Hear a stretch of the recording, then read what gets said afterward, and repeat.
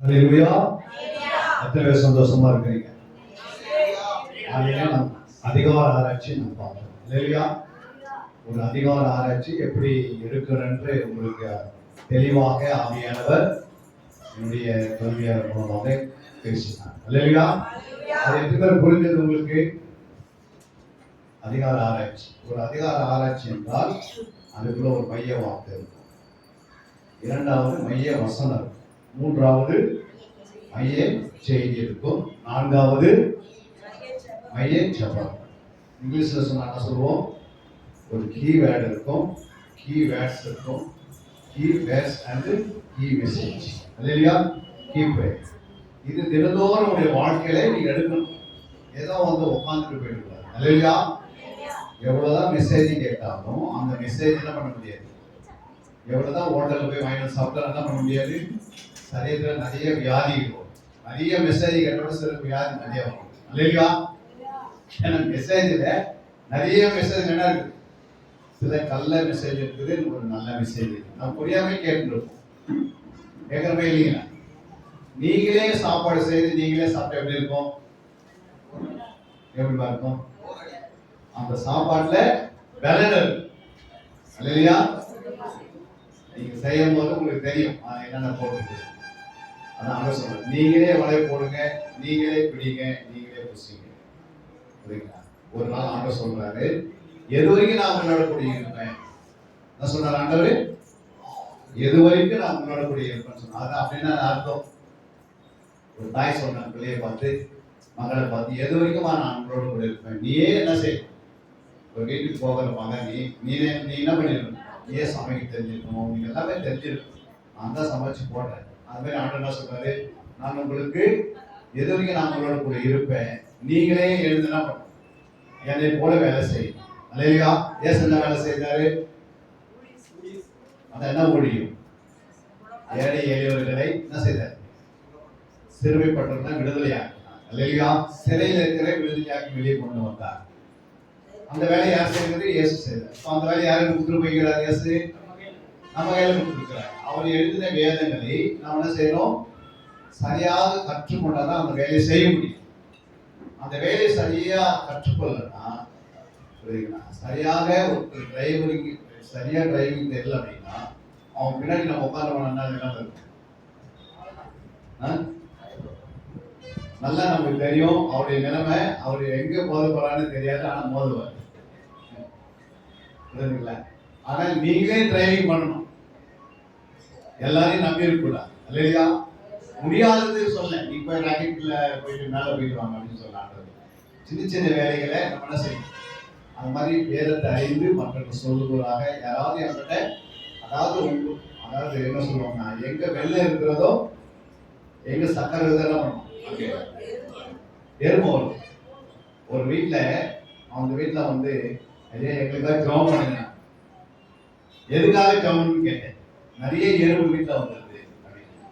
அவங்க வீட்டுக்கு போயிட்டு நான் என்ன ஜெபமே பண்ணல, ஒரு சக்கரை கொடுக்க வெள்ளை கொடுக்க சொல்லி வெளியே வெள்ளத்தையோ சக்கரத்தை வெளியே போட்டு வந்தேன். எல்லா எறும்புனா ஆயிடுச்சு. அந்த ஞானம் நமக்கு இருக்கணும். சில மணி எறும்பு வெளியே போனதா ஜெபம் பண்ணுவோம். ரெண்டாவது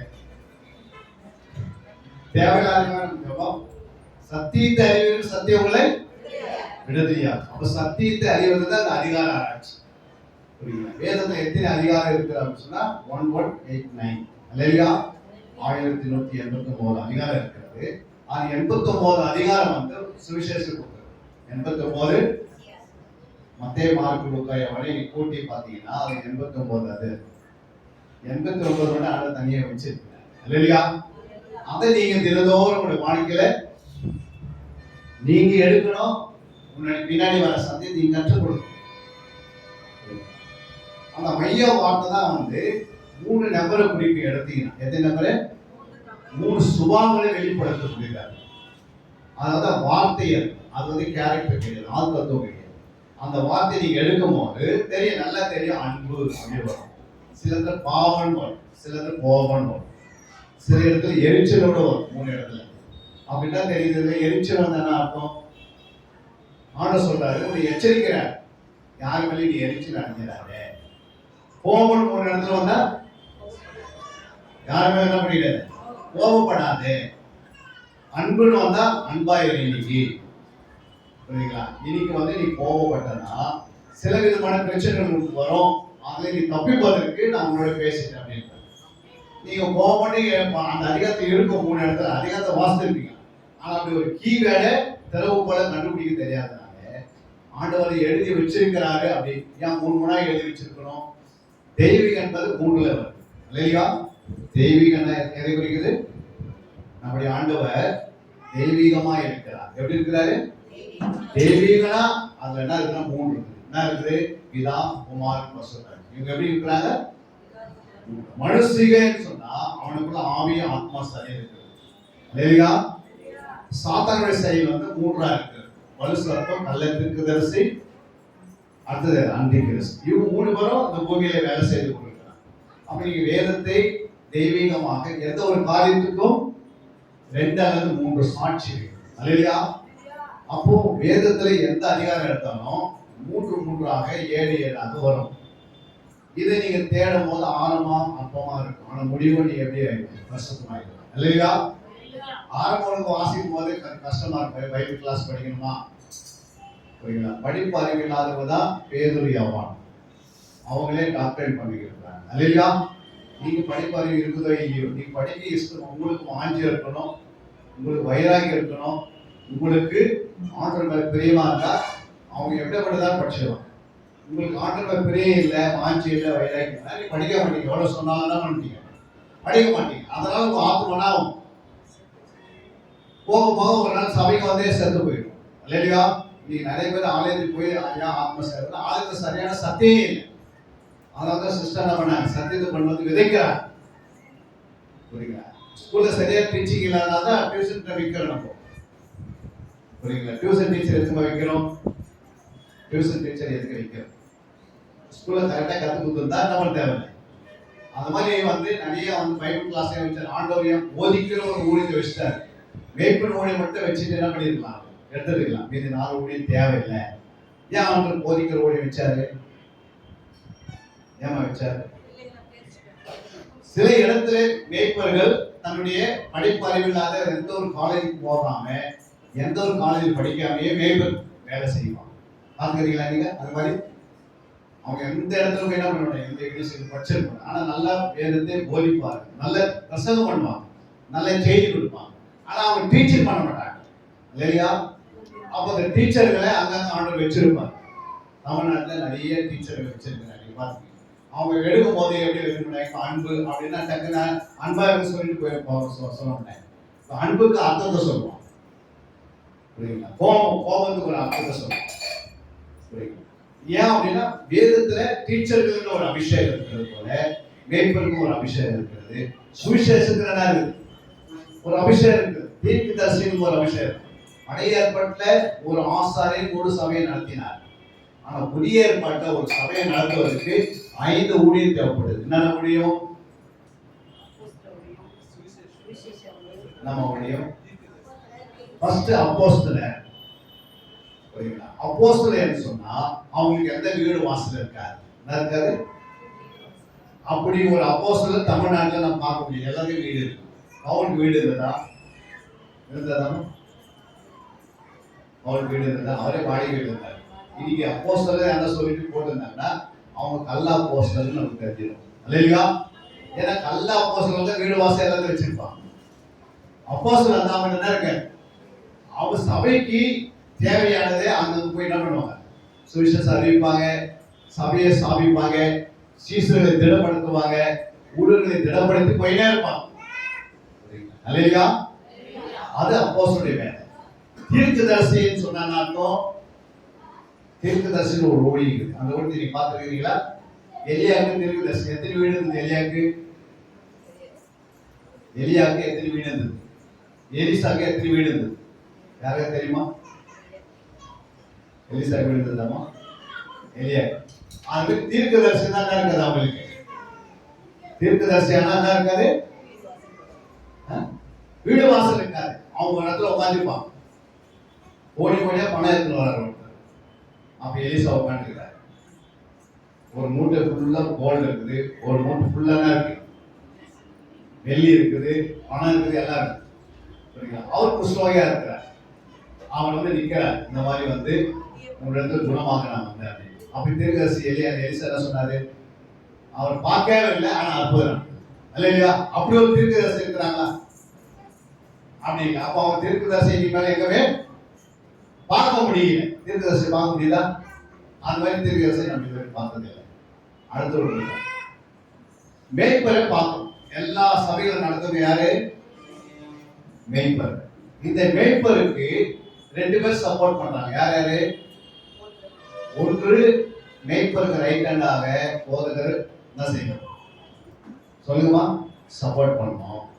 சபைக்கு வந்து இது மாதிரி போயிட்டு போய் புரியுங்களா? நான் வந்துட்டு எல்லாரையும் என்ன பண்ணுங்க, எங்க மீட்டிங் வாங்க அப்படின்னு சொல்லிட்டு கூப்பிட்டு போறேன்னா நான் கள்ள போதகர் நான் மாறிடுவேன் இல்லையா? நான் என்ன போதகர்? நான் உங்ககிட்ட பேசிட்டு எல்லாருமே என் நம்பர் கொடுத்துட்டு என் புத்தகத்தெல்லாம் உங்க கையில் கொடுத்துட்டு நீ மாசம் மாசம் எனக்கு காணி அனுப்புன்னு சொன்னா என்ன அர்த்தம்? நான் எந்த போதகர்? நல்ல போதகர். புரியுங்களா? ஒரு நல்ல போதகன் அப்படி என்ன பண்ணிட்டாரு? செய்ய மாட்டார். புரியுங்களா? நான் இந்த மேய்ப்பன் வந்து ஆடுகள் என்ன பண்றாரு? பாதுகாக்கிறேன். அந்த ஆடுகளை போய் நான் ஏமாத்த முடியுமா? நான் ஏமாத்த கூடாது. நான் ஏமாத்தினேன், நான் என்ன பண்ண போறேன்? நான் ஒரு கள்ள போதகரா மாதிரி நிறைய போய் நான் சேர்ந்துருவேன் இல்லையா? ஏன் அப்படின்னா ஆண்டவருக்கு தான் ஊழியத்தை செய்யறேன். எல்லா ஊழியம் யார் செய்யுது? அவர் தான் எல்லாத்தையும் கொடுப்பார். உங்களுக்கு சர்ச்சை வேணும்னா நீ கவர்மெண்ட் நேரம் உனக்கு சர்ச்சை கட்டி கொடுப்பார். அவர் சொல்றாரு, என் ஊழியம் நீ வேலை செய்யும் போது நான் உனக்கு என்ன செய்வேன்? எஜமானுக்கு தான் எல்லா வேலையும். எஜமான் கீழே வேலை செய்தா எஜமான் என்ன பண்ணுவார்? தேவைகளை அவர் சந்திப்பார். நீ போய் கடன் வாங்கி சர்ச்சை கட்டு, 2 லட்சம் வாங்கி வந்துருக்கு, விசுவாசிகளை வாங்கிட்டு அவங்ககிட்ட வாங்கினா அது தப்பான காரியம் இல்லையா? அப்ப நம்ம தான் அதே சபையை நடத்தணும். அப்ப எந்த மேய்ப்பர்களும் என்ன செய்வாங்க? தேவனை நோக்கி மட்டும் தான் பார்ப்பாங்க. வேற யாரும் என்ன பண்ண மாட்டாங்க. மேய்ப்பன் யாரை நோக்கி பார்ப்பாங்க? தேவனை நோக்கி. விசுவாசம் யாரை நோக்கி பார்க்கணும்? விசுவாசம் யாரை நோக்கி பார்க்கணும்? மேய்ப்பனை நோக்கி பார்க்கணும். மேய்ப்பனை பின்பற்றணும். இது எத்தனை பேர் நான் மேய்ப்பனை பின்பற்ற அவனை கனவு வைத்து சொல்லுவாங்க? நிறைய பேர் மேய்ப்பன் என்ன பண்ண பின்பற்றல. ஏன் பின்பற்றல சொல்லுங்க? ஆடுகள் இங்க அலையுது, தேவையானது ஒண்ணு அல்லையா? நீ இங்க யாருன்னா உங்க மேய்ப்பனை நம்பி இருக்கு. மேய்ப்பின் கீழ் மேய்ப்பன் தான் சேனல். ஆண்டவர் மேய்ப்பனோட பேசுவார். அவருக்கு தெரியும் ஒரு ஆடுகளின் நிலைமை. யாருக்கு தெரியும்? மேய்ப்பனுக்கு தெரியும். மேய்ப்பன் மேல ஒரு கண்காணி இருக்கிறார், பரிசுத்தாவியானவர். அவருக்கு மேலே இயேசு உட்கார்றார், அது மேல பிதா இருக்கிறார். இவங்க எல்லாம் ஒரு சேனலா இருக்கிறாங்க அல்லையா? இப்ப எத்தனை பேரு இந்த வேதத்தை நீங்க இதெல்லாம் அறிஞ்சா தான் உங்களுக்கு ஆசை முடியும். ஒரு அதிகார ஆராய்ச்சினா என்ன, ஒரு வேத ஆராய்ச்சினா என்ன, ஒரு வாக்கிய ஆராய்ச்சினா என்ன, ஒரு வசன ஆராய்ச்சினா என்ன, ஒரு கேரக்டர் ஆராய்ச்சினா என்ன, இதெல்லாம் கற்றுக்கிட்டீங்கன்னா ஒரு ஆவிக்குரிய ஜீவியத்துல மாசத்துக்கு ஒரு 2 அல்லது ஒரு 3 மணி நேரம் ஒரு கிளாஸ் நடத்துறோம் இல்லையா? வேதி ஜபம் நடத்துறோம், வேதி மற்றெல்லாம் எல்லாம் நடந்து கொண்டிருக்கு. இன்னைக்கு நீங்க இந்த அதிகார ஆராய்ச்சியை தினந்தோறும் ஒரு அதிகாரத்தை தான் செய்யணும். உங்க வாழ்க்கையில அதிகாலை எழுந்து என்ன செய்யணும்? ஒரு அதிகாரத்தை உங்க கண்ணாலே பார்க்கணும், உங்க வாயாலே வாசிக்கணும், உங்க இருதயத்தை தியானிக்கணும் இல்லையா? நீங்களே அந்த அதிகாரத்தை கண்ணால பார்த்தாதான், நீங்களே அந்த அதிகாரத்தை வாயினால் வாசித்தாதான், இல்லை நீங்களே அந்த அதிகாரத்தை உங்க இருதயத்தை தியானம் பண்ணா என்னதான் நடக்குதுன்னு வேதம் சொல்லணும். அதனால இந்த அதிகார ஆராய்ச்சி வரப்போற நாட்களிலே உங்களுக்கு தெளிவாக போர்டு வச்சு கொஞ்சம் கற்று தரணும். போர்டில் எழுதி காட்டணும். 10 முறை எழுதி காட்ட என்ன பண்ணுவோம்? உங்களுக்கு புரிய வந்துடும். ஆரம்பத்தில் கொஞ்சம் அப்படியே கொஞ்சம் கஷ்டமா இருக்கும். பைபிள் கிளாஸ்ல மைய வார்த்தைன்றாங்க, மைய வசனன்றாங்க, மைய செய்தின்றாங்க. மைய செய்தி பைபிள் தான் இருக்குது, மைய வார்த்தை பைபிள் தான் இருக்குது, மைய வசனம் பைபிள் தான் இருக்குது. இருக்கா இல்லையா? மைய ஜபம் பைபிள் தான் இருக்கு. வேற எங்கடா இருக்கா? வெளியே இருக்குதா? இல்லை, உள்ளதான் இருக்கிறது. ஆனா கேட்பதற்கு கொஞ்சம் கடினமா இருக்கு. இதெல்லாம் நீ கற்றுட்டேன்னா கொஞ்சம் உட்கார்ந்து என்ன பண்ணணும்? கற்றுக்கொண்டு நீங்க உங்களோட வாழ்க்கையில நீங்க நல்ல ஒரு போதகனாக, நல்ல ஒரு டீச்சராக ஆண்டவருக்காக எழுதணும் அல்லையா? மேய்ப்பனா எழுதுறோட பரவாயில்ல, ஒரு சுவிசேஷரா எழுதலாம், ஒரு போதகரை எழுதலாம். ஏதாவது உங்களுடைய வாழ்க்கையில் நடக்காது. ஆத்மா ஆதாயப்படுறதுக்கு என்ன வேணும்? சத்தியம் வேணும். சத்தியம் இல்லைன்னா யாரையும் கேட்கற கேள்வி நம்ம பண்ண முடியாது. பதில் சொல்லணும். அப்ப சத்தியத்தை நல்லா அறிஞ்சு வச்சுக்கணும், வேதத்தை நல்லா கற்று தேரணும், ஆண்டவருக்காக நீ நிற்கணும். அல்லையா? ஃபர்ஸ்ட் ஒரு அதிகாரத்தை எப்படி வாசிக்கணும் அப்படின்னு சொல்லும் போது நிகழ்வு 8ஆம் அதிகாரம் 8ஆம் வசனம் வாசிங்க. நிகழ்வு 8:8.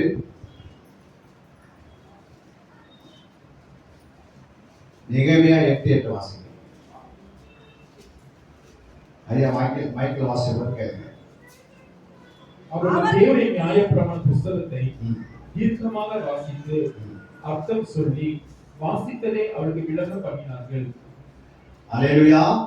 அவர்கள் தேவனுடைய நியாயப்பிரமாண புஸ்தகத்தை தீர்க்கமாய் வாசித்து, இரண்டாவது அர்த்தம் சொல்லி, மூன்றாவது வாசித்ததை அவர்களுக்கு விளங்க பண்ணினார்கள்.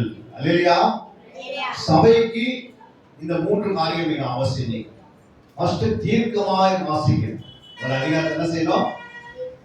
தீர்க்கமா அது என்ன இருக்கிறது, யாரை குறித்து பேசப்படுகிறது, எப்படி பேசப்படுகிறது, தீர்க்கமாய் வாசிக்கணும். இரண்டாவது அதுக்குள்ள இருக்கிற அர்த்தத்தை என்ன பண்ணணும்? அதுல இருக்கிற அர்த்தத்தை புரிந்து கொள்வதற்காக முயற்சிக்கணும். இல்லையா? அதுக்குள்ள இருக்கிற அர்த்தத்தை என்ன செய்யணும்? புரிந்து கொள்வதற்கு நீங்க என்ன செய்யணும்? முயற்சி பண்ணணும். ஆண்டவரே இதுல இருக்கிற அர்த்தம் எனக்கு புரியல, எனக்கு கற்றுக்கலாங்கன்னா ஆண்டவர் என்ன செய்வார்?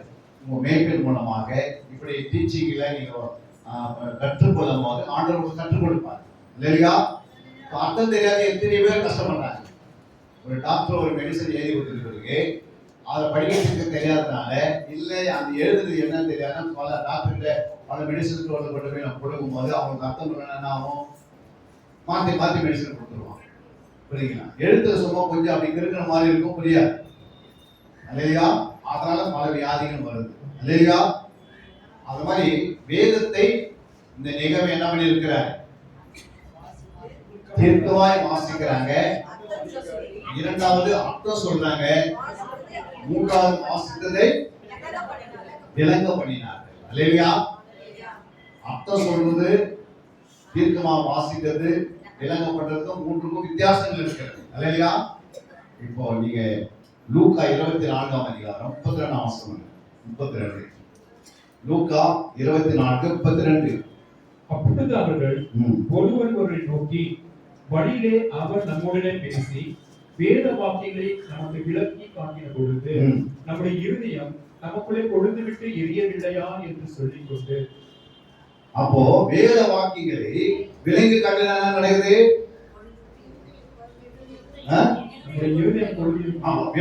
விளக்கி காட்டும் போது இருதயம் கொழுந்து விட்டு எரியும். இயேசு என்ன சொன்னாரு? பூமியின் மேல் அக்கினி போட வந்து அது பற்றி எரிய வேண்டும் என்று என்ன செய்யறாரு? விரும்புகிறேன். ஆனா இப்ப நான் முழுக வேண்டிய ஒரு ஸ்தானம் இருக்குது. அப்ப சிலுவைக்கு போயிட்டு வராரு. சிலுவைக்கு போயிட்டு வந்த பிறகு உயிர்த்தி எந்த பிறகு எங்க போறாரு? எங்கம்மா போறாரு? உயிர்த்தி எந்த பிறகு இயேசு முதல் எங்க போயிருந்தார்? இந்த எம்மாவுஸ் கிட்ட பேசுறாரு. உயிர்த்தி எந்த பிறகு ஃபர்ஸ்ட் யார்கிட்ட பேசுறாரு? எம்மாவுஸ் கிட்ட பேசுறாரு. அவர் சொன்னாரு, பூமியின் மேல் அக்கினி போட வந்து அது என்ன செய்யணும்? பற்றி எரிய வேண்டும். அப்ப பூமி என்றால் அது எதை குறிக்கிறது? மனுஷனுடைய சரீரத்தை குறிக்கிறது. இல்லையா? பூமியில் தான் மனுஷனை உண்டாக்கினார். பூமியின் மேல போடுற சும்மா வெறுமே அக்கினி போட்டானா பிரயோஜனம் செய்யாதாவது. நீ கேஸ் கொண்டு போய் நடுரோட்டில் வச்சுட்டு, புரியுதுங்களா? கேஸ் ஆன் பண்ணி நெருப்பு வச்சுட்டீங்கன்னா யாராவது கேட்கறேன், என்ன கேட்கிறேன்? பூமி மேல நான் என்ன பண்ணேன்? இதே சிலிண்டர் ஏறி வச்சுருக்கிறேன், எங்க வீட்டுல இதெல்லாம் வெந்துடும், சாப்பிடலாம் வெந்துருமா? சொல்லுங்கம்மா. அப்போ ஆண்டவர் இயேசுனா சொல்ல விரும்புறார், பூமியின் மேல் அக்கினியை போட வந்தேன். அது என்ன செய்யணும்? பற்றி எரிய வேண்டும். எங்க எரியணும்? ஒவ்வொரு இருதயத்தை எரியணும். 12:7 வாசிப்பாங்க. சங்கீதம் 12:7. சங்கீதம் 12:7.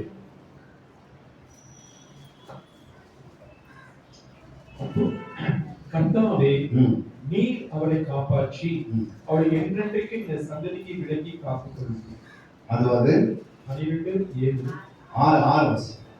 கர்த்தருடைய சொற்கள் கர்த்தருடைய சொற்கள் மண்புகையில் மண் புகையில் 7 தரம் உருக்கி 7 தரம் உருகி புடமிடப்பட்ட வெள்ளிக்கு ஒப்பான சுத்த சொற்களாய் இருக்கின்றன.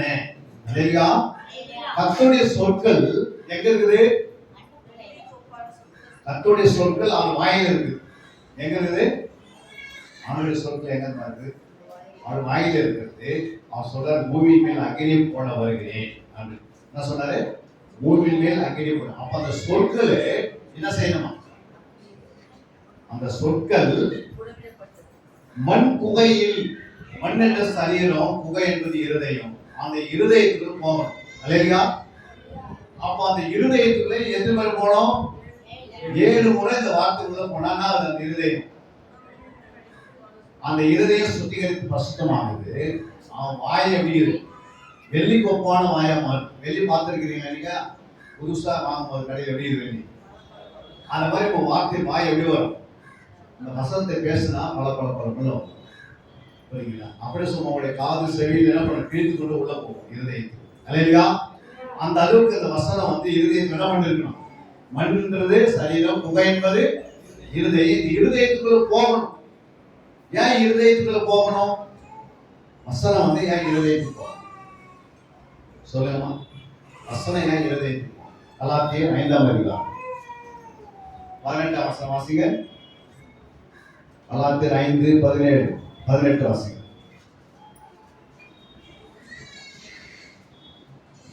ஆவி நடத்தப்படுகிறானால் நீங்கள் நியாயப்பிரமாணத்துக்கு கீழ்ப்பட்டவர்கள் அல்ல. இந்த 16 வாசிங்க. 16. பின்னும் நான் சொல்லுவது என்னவென்றால், ஆவிக்கேற்றபடி நடந்து கொள்ளுங்கள், அப்பொழுது மாம்ச இச்சை நிறைவேற்றாமல் இருப்பீர்கள். மாம்சம் ஆவிக்கு விரோதமாகவும் ஆவி மாம்சத்துக்கு விரோதமாகவும் இச்சிக்கிறது. நீங்கள் செய்ய வேண்டும் என்பதை செய்யாதபடிக்கு இவைகள் ஒன்றுக்கொன்று விரோதமாய் இருக்கிறது. ஆவியினால் நடத்தப்படுவீர்களானால் நீங்கள் நியாயப்பிரமாணத்துக்கு கீழ்ப்பட்டவர்கள் அல்ல. மாம்சத்தின் கிரியைகள் வெளியரங்கமாய் இருக்கின்றன. அவை யாவன: விபச்சாரம், வேசித்தனம், அசுத்தம், காமவிகாரம், விக்கிரக ஆராதனை, பில்லி சூனியம், பகைகள், விரோதங்கள், வைராகியங்கள், கோபங்கள், சண்டைகள், பிரிவினைகள், மார்க்கபேதங்கள், பொறாமைகள், கொலைகள், வெறிகள், களியாட்டுகள் முதலானவைகளே. இப்படிப்பட்டதை செய்கிறவர்கள் தேவனுடைய ராஜ்யத்தை சுதந்திரிப்பதில் என்று முன்னே நான் சொன்னது போல இப்பொழுது உங்களுக்கு சொல்லுகிறேன். இதெல்லாம் எங்க இருக்குதா? இருதயத்தில் இருக்கிறது. புரியுங்களா? இது இருதயத்தில் இவ்வளவு 17 பாவங்கள் இருதயத்தில் ஒருத்தருடைய இருதயத்தில் தான் எப்படி வெளியே வரும்? ஒருத்தருடைய வசனம் வந்து ஆண்டுடைய ஆகிய இயேசுவின் வசனம் வந்து இருதயத்தில் போய் தொழுதூட்டி எரிஞ்சாதான் அது இருக்கிறது எல்லாம் என்ன பண்ண பாவம் எரிந்து சாம்பலா மாறும். வழிபடுத்துகிற அக்னி எப்போதும் பற்றி எரிய வேண்டும். நம்முடைய இருதயம் தான் பலிபீடம். அதில் எப்போதும் அக்னி எரிஞ்சிட்டே இருந்தாருன்னா அது உள்ளுகிற சுபாவம் என்ன பண்ணும்? எரிந்து சாம்பலா மாறும்.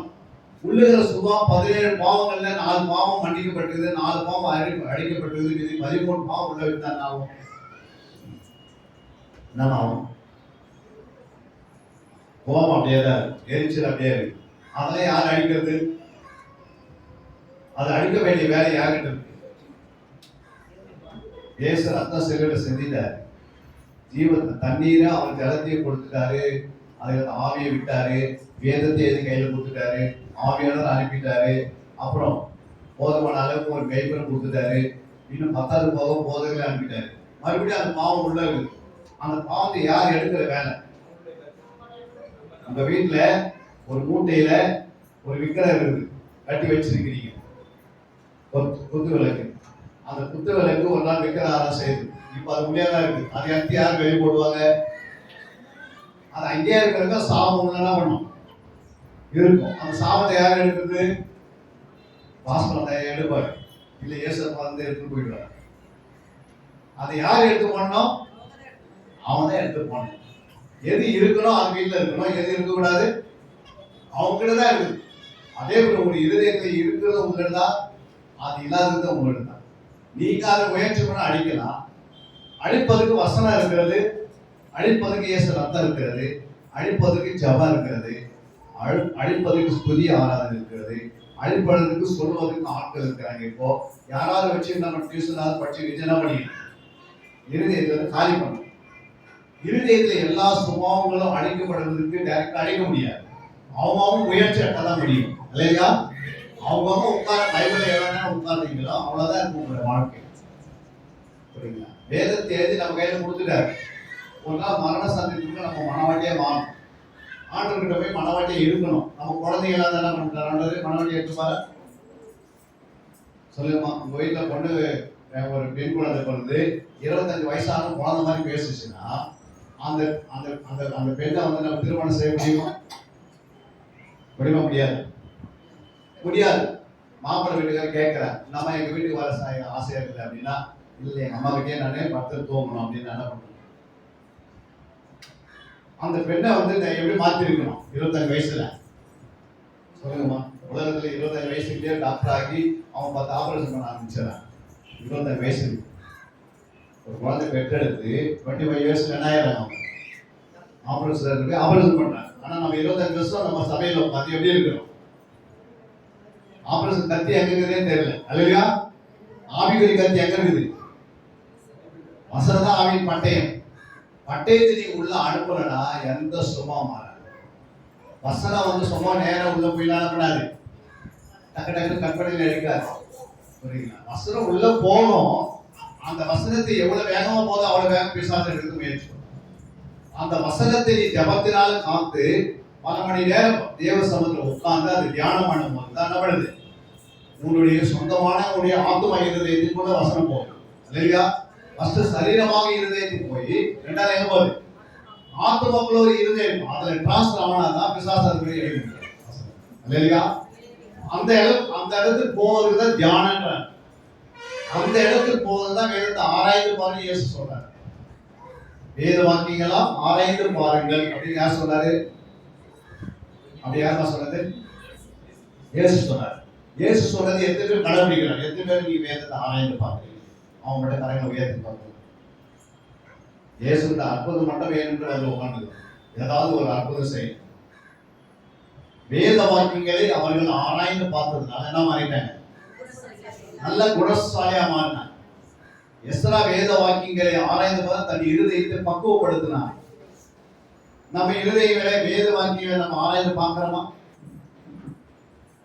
யாராவது கேட்டோம், ஏன் ஆராய்ந்து பார்க்கறது இல்லை? நம்ம முயற்சி பண்றது இல்லை, பிரயாசம் எடுக்கிறது இல்லை. புரியுங்களா? யாராவது அதை இயேசு எழுதி வச்சிட்டாரு, அவர் தெரியாது எழுதி வச்சுட்டு போயிட்டாரு. அந்த வேலையெல்லாம் நம்மளுக்கு இப்ப என்ன பண்ண முடியாது. வேத வாக்கியங்களை நம்மளால ஆராய்ந்து சொல்லிங்க பாருங்க பார்க்க முடியாது. அது இயேசு சொல்லி வேலை. நம்ம வேலை என்ன? அவர் ஏதாவது ஒரு அற்புதம் செய்யணும், ஏதாவது ஒரு விடுதலை தந்தா நம்ம சந்தோஷம். இயேசு அப்பா நல்லப்பா. வசனம் தான் எல்லா வேலையும் செய்யும். இயேசு எங்க பார்க்க முடியும்? இந்த வசனம் தான் இயேசு. நீ இதை கண்டுபிடிச்சு உள்ள அனுப்ப வேண்டிய ஊழ் வேலை. இயேசு உள்ள அனுப்புனா இயேசு எல்லா வேலையும் செய்வார். நீ இயேசு வேலை உள்ள போகாதபடியே என்ன பண்ற? தடுக்கிற. இந்த வேதத்தை நீ தடுக்கிறதுனால உனக்குள்ள சுபாவம் மாற மாட்டேன். மாறாததுல என்ன பண்ண முடியல? வர வேண்டிய ஆசிரியர் தடப்படுது. ஏன் ஆசிரியர் தடப்படுது? அவரோட வார்த்தை உள்ள போக மாட்டேது. உள்ள போகணும்னா உட்காரணும். உட்காந்து மணிக்கணக்கில் என்ன பண்ணணும்? டைம் எடுக்கணும். டைம் உங்கள்கிட்ட கொடுத்துட்டாரு. அப்புறம் வேதத்தை கையில் கொடுத்து வச்சிருக்கிறாரு. உட்காரத்துக்கு ஆரோக்கியத்தை கொடுத்து வச்சிட்டாரு. உட்காந்து படிப்பதுக்கு என்ன பண்ணாரு? அதை கற்றுக் கொடுத்து நம்மள மாதிரி கொண்டு வந்து என்ன பண்றாரு? கற்றுக் கொடுக்கிறதுக்கு ஆள் வச்சிருக்கிறாரு. அதை நடத்துவதற்கும் அறிவியான சிஸ்டர் வச்சிருக்கிறாங்க. இவ்வளவு வைத்துக்கொண்டு நம்ம இருதயத்தை எம்டியா வச்சிருக்கீங்க. நம்ம இருதயத்துக்கு ஒரு சுபாவம் அப்படியே இருந்தா எப்ப சுத்தமாகும்? சொல்லுங்க. பாவத்துக்கு மறித்து என்ன செய்யணும்? நீதிக்கு பிழைக்கணும். இன்னும் பாவத்துக்கு மறிக்கலையே. கிறிஸ்தியனுக்கு ஜீவன், சாவையனுக்கு அப்படி சொல்ற அளவு அண்ணன சபை ஏன் வர வேண்டது? சாவையனுக்கு ஆதாயன்றது சாதாரண காரியம் இல்லை. புரியுங்களா? அப்ப கிறிஸ்து தான் ஜீவனு, சாவு நமக்கு ஆதாயம். ஏன் ஆதாயம்? அந்த நித்திய ஜீவனு பிரவேசிக்கிற பாருங்க, அதான் பெரிய பாக்கியம். இந்த உலகத்துல நீ வந்து ஒரு பெரிய வீட்டை கட்டிட்ட, அது பாக்கியம் இல்லை. அது அது மனுஷனுக்கு தேவை, அதை ஆண்டு கொடுத்துருவாரு. கர்த்தர் வீட்டை கட்டாராய்கள் உனக்கு ஒரு வீடு தரனா அவர் தருவார். புரியுங்களா? உங்களுக்கு பிள்ளைகள் சொன்னா கொடுப்பார். ஆனா அந்த பிள்ளைகளை வருகைக்கு ஆயத்தப்படுத்துறியா? உன்னை நீ ஆயத்தப்படுத்துறியா? நீ கற்றுக்கொண்ட அந்த சத்தியத்துக்கு நேரம் கொடுக்குறாய்னா ஆண்டவர் கேட்பார். இல்லையா? அப்ப இந்த வேதத்தை நீ ஆராய்ந்து பார்த்திருக்கணும். இயேசு சொன்னாரு ஆராய்ந்து பாருங்கள். எப்படி ஆராய்றது? அது ஒரு ட்ரைனிங், அது ஒரு பயிற்சி இருக்கு. எப்படி தியானிக்கணும்? அது ஒரு பயிற்சி இருக்கிறது. எப்படி தேடி வாசிக்கணும்? அதுக்கு ட்ரைனிங் இருக்கு. எப்படி அதை சம்பாஷிக்கணும்? அதுக்கு ட்ரைனிங் இருக்கு. எப்படி அதை பகுத்து பிரித்து போதிக்கணும்? அதுக்கு ட்ரைனிங் இருக்கு. அந்த ட்ரைனிங் எல்லாம் சும்மா ஒரே நாள் என்ன பண்ண முடியாது, டக்கு டக்கு டக்குன்னு உங்களுக்கு சொல்லி தர முடியாது. நீங்க வசனத்துல கேட்டு அதை நீங்க தேடுதல், ஆராய்தல், தியானித்தல் இதெல்லாம் கற்று தேர்னாதான் உங்களுக்குள்ள சுபாவம் மறைய மறைய மறைய சுபாவங்கள் அழியும் போது ஆண்டவன் என்ன உண்டாகுது? ஆசீர்வாதம் தானா போகுது. நீ போய் ஆசீர்வாதம் என்ன பண்ண தேவை? ஆசீர்வாதங்களை யாரும் தேடி போக வேண்டிய அவசியமே கிடையாது. அல்லேலூயா. மரம் வச்சா தண்ணி என்ன பண்ணணும்? ஒரு செடி வைக்கிற தண்ணி யார் ஊற்றுவாங்க? வச்சு ஊற்றுவோம். ஆண்டவர் நம்மளுக்கு மட்டும் சபையில் வச்சார். அவருக்கு தெரியாதா தண்ணி எப்போ ஊற்றணும், அதை எப்படி உருவாக்கணும்? அப்போ ஃபர்ஸ்ட் அந்த மரம் என்ன பண்ணிருக்கணும்? இயேசுவை அறிகிற அறிவுல வரணும். அல்லேலூயா. நீங்க இயேசு அறிஞ்சாதான் அத பூமியின் மேல் அக்கினி போட அது பற்றி எரிய வேண்டும். அது எங்க எரியணும்? இருதயத்தில் இருக்கணும். அதுதான் அக்னி ஞானஸ்தானம். என்ன ஞானஸ்தானம்? அக்னி ஞானஸ்தானத்தை நீங்க பெற்றுக்கொண்டீங்க அப்படின்னா இன்னும் அக்னி அவர் சொல்றாரு, யோமஸ்தானங்கள் நான் இப்போது உங்களுக்கு ஜலத்தினால் ஞானஸ்தானம் கொடுக்கிறேன் மனதிரும்புக்கு என்று. சில நாளிலே என்ன பண்ணுவார்? பரிசுத்த ஆவியினால அக்கினியில் இயேசுவே கொடுப்பார். இல்லையா? பரிசுத்த ஆவியை அனுப்பினாரு. அப்புறம் இயேசு என்ன பண்ணாரு? தன்னுடைய அக்னியாக வார்த்தையை உள்ள அனுப்பினார். என் வார்த்தைகள் அக்னியாக இருக்கிறது. அவருடைய வார்த்தை எப்படி இருக்குதா? வாசிக 23:29 எரேமியா. என் வார்த்தை அக்னியை போலவும், என் வார்த்தை அக்னி போலவும், கண்மலையை நொறுக்கும் சமட்டியை போலவும் இருக்கிறது. கண்மலையை நொறுக்கும் சமட்டியை போலவும் இருக்கிறது அல்லவோ? இருக்கிறது அல்லவோ? அப்ப இந்த வார்த்தை எப்படி இருக்குதா? என் என்னன்றது தான் வார்த்தை என்பது இயேசு, அக்னி என்பது ஆவியானவர். அல்லேலூயா. என் வார்த்தை அக்னி போல.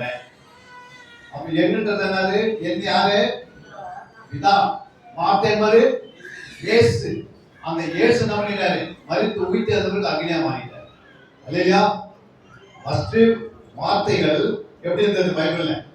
பழைய ஏற்பாடு வார்த்தை எப்படி மாறுது? சொல்லுங்க. வேத புத்தகத்துல பழைய ஏற்பாடு புத்தகம் வார்த்தை எப்படி இருந்தது? ஒரு பால் போல இருந்தது. பால் என்னது? பழைய ஏற்பாட்டுல வார்த்தைகள் எப்படி இருந்தது? பாலா இருந்தது. இயேசு கிறிஸ்து பூமிக்கு வரும்போது அந்த வார்த்தை மத்திய வார்த்தை லூக்காயாமல்ல அது தயிரா மாறி அப்புறம் என்ன ஆயிடுச்சு? அப்போஸ்தலர்ல அது நெய்யா மாறி எரிய சக்தி வந்துருச்சு. பால்ல அது எரிய சக்தி இருந்தது. ஆனா அது யாரும் என்ன பண்ண முடியல. பால்ல இருந்து எடுத்து தெரியாத உட்காந்துருந்தாங்க. தயிர்ல இருந்து ஆண்டவர் எழுத கொடுத்தாரு. அப்புறம் அந்த தயிரை பால் என்ன ஆயிடுச்சு? மறைந்து என்ன ஆயிடுச்சு? அந்த வார்த்தை அந்த தயிருக்குள்ள இருந்து அக்னி என்ன பண்ணிச்சு? நெய்யா மாறி இப்ப எரிய சக்தி வந்துருச்சு. அப்போஸ்தலர் எல்லா வார்த்தைகளையும் அக்னியா இருக்கு. டைரக்டா நம்ம ஆண்டவர் எழுதி கொடுத்துருக்காரு. அல்லேலூயா. அந்த வார்த்தை நீ என்ன பண்ணி இருக்கணும்? தேடணும், தியானிக்கணும், ஆராயணும். புரியுங்களா? இப்படி பால் தயிரா மாறணும், தயிர் நெய்யா மாறணும் வசனம் இருக்கு பைபிள்ல. மூணுமே ஒரு இடத்துல எழுதி வச்சிருக்கிறாரு. நானும் நம்ம என்ன பண்றது? அது பார்க்கறதே இல்லை. அது எதுவும் எழுதி வச்சிருக்கிறாரு.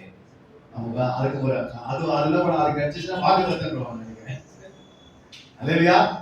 அப்ப தேடி தியானித்தாரை. அல்லேலூயா. இது ஃபர்ஸ்ட் செய்ய வேண்டியது. இரண்டாவது நம்ம செய்ய வேண்டியதுன்னா ஃபர்ஸ்ட் நமக்குள்ள 3 விதமான கேரக்டர் குணம் இருக்கு. 3 விதமான என்ன சொல்றது? ஆவி, ஆத்மா, சரீரம். இது எத்தனை பேருக்கு தெரியும்? ஒரு ஆவினா என்ன, ஆத்மான்னா சரீரம். யாரா சொல்றாங்க? உங்களுக்குள்ள ஆவி எங்க இருக்கு கேட்டா நீங்க என்ன சொல்வீங்க? அது வீட்டுல வச்சுட்டு சொல்லுவோம். ஆவி எங்க இருக்குது? எவ்வளோ மெசேஜ் கேட்டிருப்பீங்க, எத்தனையோ யூடியூப்ல மெசேஜ். ஆவி எங்க இருக்குது கேட்டா என்ன பண்ணல சொல்லணும். அப்போ ஆவி எங்க இருந்து தெரியலன்னா அதை எப்படி சுத்தம் பண்ண முடியும்? சுத்தம் பண்ண முடியுமா? ஆத்மா எங்க இருக்குது? உங்களுடைய ஆத்மா எப்படி வெளிப்படுது? ஆத்மா நமக்குள்ள எப்படி இருக்கு? உங்களுக்குள்ள உங்க வீட்டுல பீரோல வந்து ஒரு சவரம் நகை வச்சிருக்கீங்க, 100 சவரம் வச்சிருக்கீங்க. எங்க இருக்குதுன்னா என்ன பண்ணும்? யாராவது வீட்டுல வந்து கேட்கிறேன், உங்க வீட்டுல வச்சிருக்க 100 சவரம் எங்க இருக்குது அப்படின்னு கேட்டா என்ன சொல்லுவோம்? சொல்ல மாட்டோம். அதை கத்தி காட்டி காட்டினா என்ன பண்றோம்? டக்கு நீங்களே எடுத்து போயிட்டு பீரோ தூக்கி போயிடல, எனக்கு உயிர் தான் முக்கியம். அந்த மாதிரி உங்களுக்குள்ள இருக்கிற ஆத்மா எங்க இருக்குன்னு ஆண்டவர் கேட்கிறார். நான் கொடுத்த ஒரு ஆத்மா நீ வச்சிருக்கிறே இல்லையான்னு கேட்பாரு. அதை பத்தி எனக்கு கவலை இல்லைங்க, எனக்கு சரீரம் தாங்க முக்கியம். நான் குடிச்சா போதும், சாப்பிட்டா போதும், தூங்கினா போதும். அப்ப சரீரம் என்ன ஆகுது? அந்த வேலை மிருகமே செய்யுது. மிருகத்துக்கு என்ன இல்லை, ஆத்மா கிடையாது. அதனால என்ன பண்ணாது? சாப்பிடணும், தூங்கணும், சுத்தணும், அவ்வளவுதான். ஆனா ஆத்மா ஒருத்தர் யாருக்கு இருக்குதோ அவங்க தான் என்ன பண்ணுவாங்க? ஆண்டவருக்கு சமூகத்துக்கு போக முடியும். உங்களுக்குள்ள ஒரு ஆத்மா இருக்குதுன்னு எது வரைக்கும் தெரியலையோ அது வரைக்கும் விசாசனம் பண்ணுவாங்க. ஆத்மா பாவத்தை தள்ளிடுவான். அப்ப அந்த உள்ளுகிற ஆத்மா எங்க இருக்குது? அது என்ன வேலை செய்யுது? ஆத்மா அறிவில்லாமல் இருப்பது நல்லது அல்ல. அப்ப ஆத்மா என்ன வேணும்? அறிவு வேணும் அப்படின்னு உங்களுக்கு தெரிஞ்சிருக்கு. புரியுங்களா? அப்போ ஆவின்னு ஒண்ணு இருக்குது. அந்த ஆவி எப்படி இருக்கணும்? நமக்குள்ள ஆவி இருக்குதா இல்லையா? இருக்கு. அந்த ஆவி அப்படின்னு உங்களுக்கு தெரியும். இப்ப பாருங்க, அதுதான் எடுக்க போறோம். ஆவி, ஆத்மா, சரீரம். ஃபர்ஸ்ட் நம்ம என்ன எடுக்க போறோம்? ஃபர்ஸ்ட் உங்களுக்கு என்ன வேணும்? ஆவி குறித்து வேணுமா, ஆத்மா குறித்து வேணுமா? சொல்லுங்க. ஆவி குறித்து நம்ம எடுக்கலாம். ஃபர்ஸ்ட் ஆவி. புரியுங்களா? ஃபர்ஸ்ட் ஆவி குறித்து நீங்க பார்க்க வேண்டியது அவசியம். பாருங்க, அங்க என்ன சொல்லப்பட்டிருக்கு? சங்கீதம் 10:7 வாசிக்கலாம். சங்கீதம் 10:7. அவன் வாய் சபிப்பினாலும் கபடத்தினாலும் கொடுமையினாலும் நிறைந்திருக்கிறது. ஒரு மனுஷனுடைய ஆவியில ஃபர்ஸ்ட் என்ன இருக்குது? வாய் இருக்குது. என்ன இருக்குது? வாய். நீ எழுதி வச்சுக்க. ஆவியின் மேல போடும். மனுஷனுடைய ஆவியில ஃபர்ஸ்ட் என்ன இருக்குது? ஆவிக்கும் வாய்க்கு என்ன இருக்குது? சம்பந்தம் இருக்கிறது. அது அப்புறம் நான் சொல்றேன். ஃபர்ஸ்ட் ஆவியில் என்ன இருக்குது? வாய். இந்த வாய் வந்தா வாய் நீ கரெக்டா வச்சிருந்தீங்கன்னா பரவாயில்ல போயிடலாம். அல்லையா? இரண்டாவது நாவு இருக்குது. நீதிமொழிகள் 15:4. இரண்டாவது நீதிமொழிகள் 15:4. ஆரோக்கியமுள்ள நாவு ஜீவ விருட்சம், நாவின் மாறுபாடோ ஆவியை நொறுக்கும். பாருங்க, ஆரோக்கியமுள்ள நாவு ஜீவ விருட்சம், நாவின் மாறுபாடோ ஆவியே நொறுக்குமா. மூன்றாவது ஆவியில என்ன இருக்கிறதுனா மூச்சு இருக்கிறது. மூச்சு. சங்கீதம் 102:5. சங்கீதம் 102:5. என் பெருமூச்சு சத்தத்தினால் என் எலும்புகள் என் மாம்சத்தோடு ஒட்டிக் கொள்கிறது. அப்ப என்ன சொல்றாரு ஆண்டவரே? என் பெருமூச்சு சத்தத்தினால் என் எலும்புகள் என் மாம்சத்தோட என்ன பண்ணி சில நேரத்துல ஒட்டிக் கொள்கிறது. நான்காவது, உங்களுடைய ஆவியில பேச்சு இருக்கிறது. 1 Corinthians 2:5. 1 Corinthians 2:5.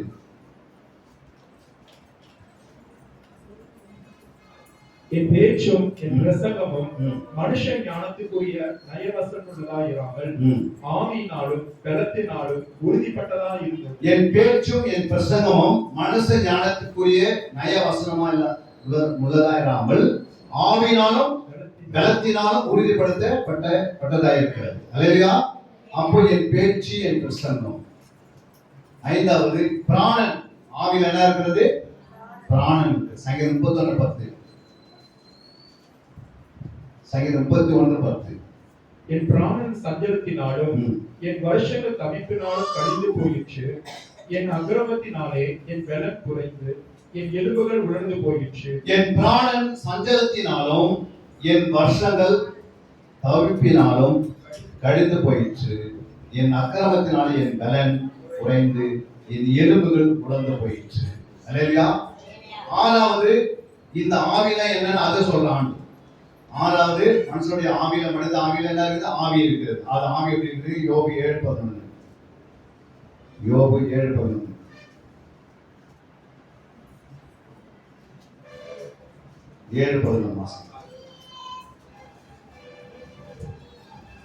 ஆகையால் ம். நான் என் வாயை அடக்காமல் ம். என் ஆவியின் வேதனையினால் பேசி என் ஆத்மாவின் கசப்பினால் அங்கலாய்க்கும். பாருங்க, ஆகையால் நான் என் வாயை அடக்காமல், நீங்க வாயை அடக்கல அப்படின்னா உடனே என்ன உண்டாது? அடுத்தது ஆவியின் வேதனையினால் என் பேசி ஆவியின் வேதனையால் பேசுமா. பேச்சு வந்துச்சு, ஆவி வந்துச்சு. அல்லையா? பேசுறது மட்டும் இல்ல, என் ஆத்மத்தின் கசப்பினால் அங்கலாய்ப்பேன். அல்லையா? வேதனையும் படும், ஆத்மாவில் ஒரு வேதனையும். இதெல்லாம் வந்து நமக்கு இன்னொரு காரியம் இருக்கிறது ஆவியில, அதை எழுதிக்கிறது. ஆவியில எலும்பு இருக்கிறது. எலும்பு ஆவிக்கு எலும்புக்கு சமம். ஆதியாகமம் 2:21. ஆதியாகமம் 2:21. அப்பொழுது தேவனாகிய கர்த்தர் ம். ஆதாமுக்கு அயர்ந்த நித்திரையை வரப்பண்ணினார். ம். அவன் நித்திரை அடைந்தான். அவர் அவன் விலா எலும்புகள் ஒன்றை எடுத்து அந்த இடத்தை சதையினால் அடைத்தார். பாருங்க, அவர் சொல்றாரு, தேவனை கர்த்தர் ஆதாமுக்கு அயர்ந்த நித்திரையை வரப்பண்ணினார். அவன் நித்திரை அடைந்தான். அவர் அவன் விலா எலும்புகளில் ஒன்றை எடுத்து அந்த இடத்தை சதையினால் அடைத்தார். தேவனை கர்த்தர் தாம் மனுஷன் எடுத்த விலா எலும்பை மனுஷியாக உருவாக்கி அவளை மனுஷன் எடுத்து கொண்டு வந்தார். அப்படின்னா ஏன் ஆண்டு சொல்றாருல, பெண்கள்லாம் பலவீன பாண்டோம் அப்படின்னு ஏன் சொல்றாங்க? சொல்லுங்க. அவர் சொல்றாங்க, சொல்லுங்க. பெண்கள் யாரு? பலவீன பாண்டோம் அப்படின்னு ஏன் சொன்னார் ஆண்டவர்? சொல்லுங்க. ஒரு மனுஷனை தேவன் உண்டாக்குவதற்கு அவருடைய முழு ஆவியை டைரக்டா கொடுத்து உருவாக்குறார். அது வந்து என்னது? முழு ஆவி என்ன கொடுத்தாரீங்களா? அப்போ ஒரு முழு ஆவி கொடுத்து உண்டாக்கினவர் ஒரு ஆதாமை. அந்த ஆதாமல முழு ஆவியினால எத்தனை எலும்புகள் உருவாச்சு? 216 எலும்பு உருவாச்சு. அதுல ஒரு எலும்பு வச்சுதான் ஒரு யார் உண்டாக்குறாரு? 208. அந்த 208 எலும்புல மனுஷன் உண்டாக்கிட்டு அவங்களும் பலவனா இருக்கு. இல்லையா? ஒரு எலும்பை வச்சுதான் நம்ம ஆண்டவர் மனுஷன் உண்டாக்கிறார். இல்லையா?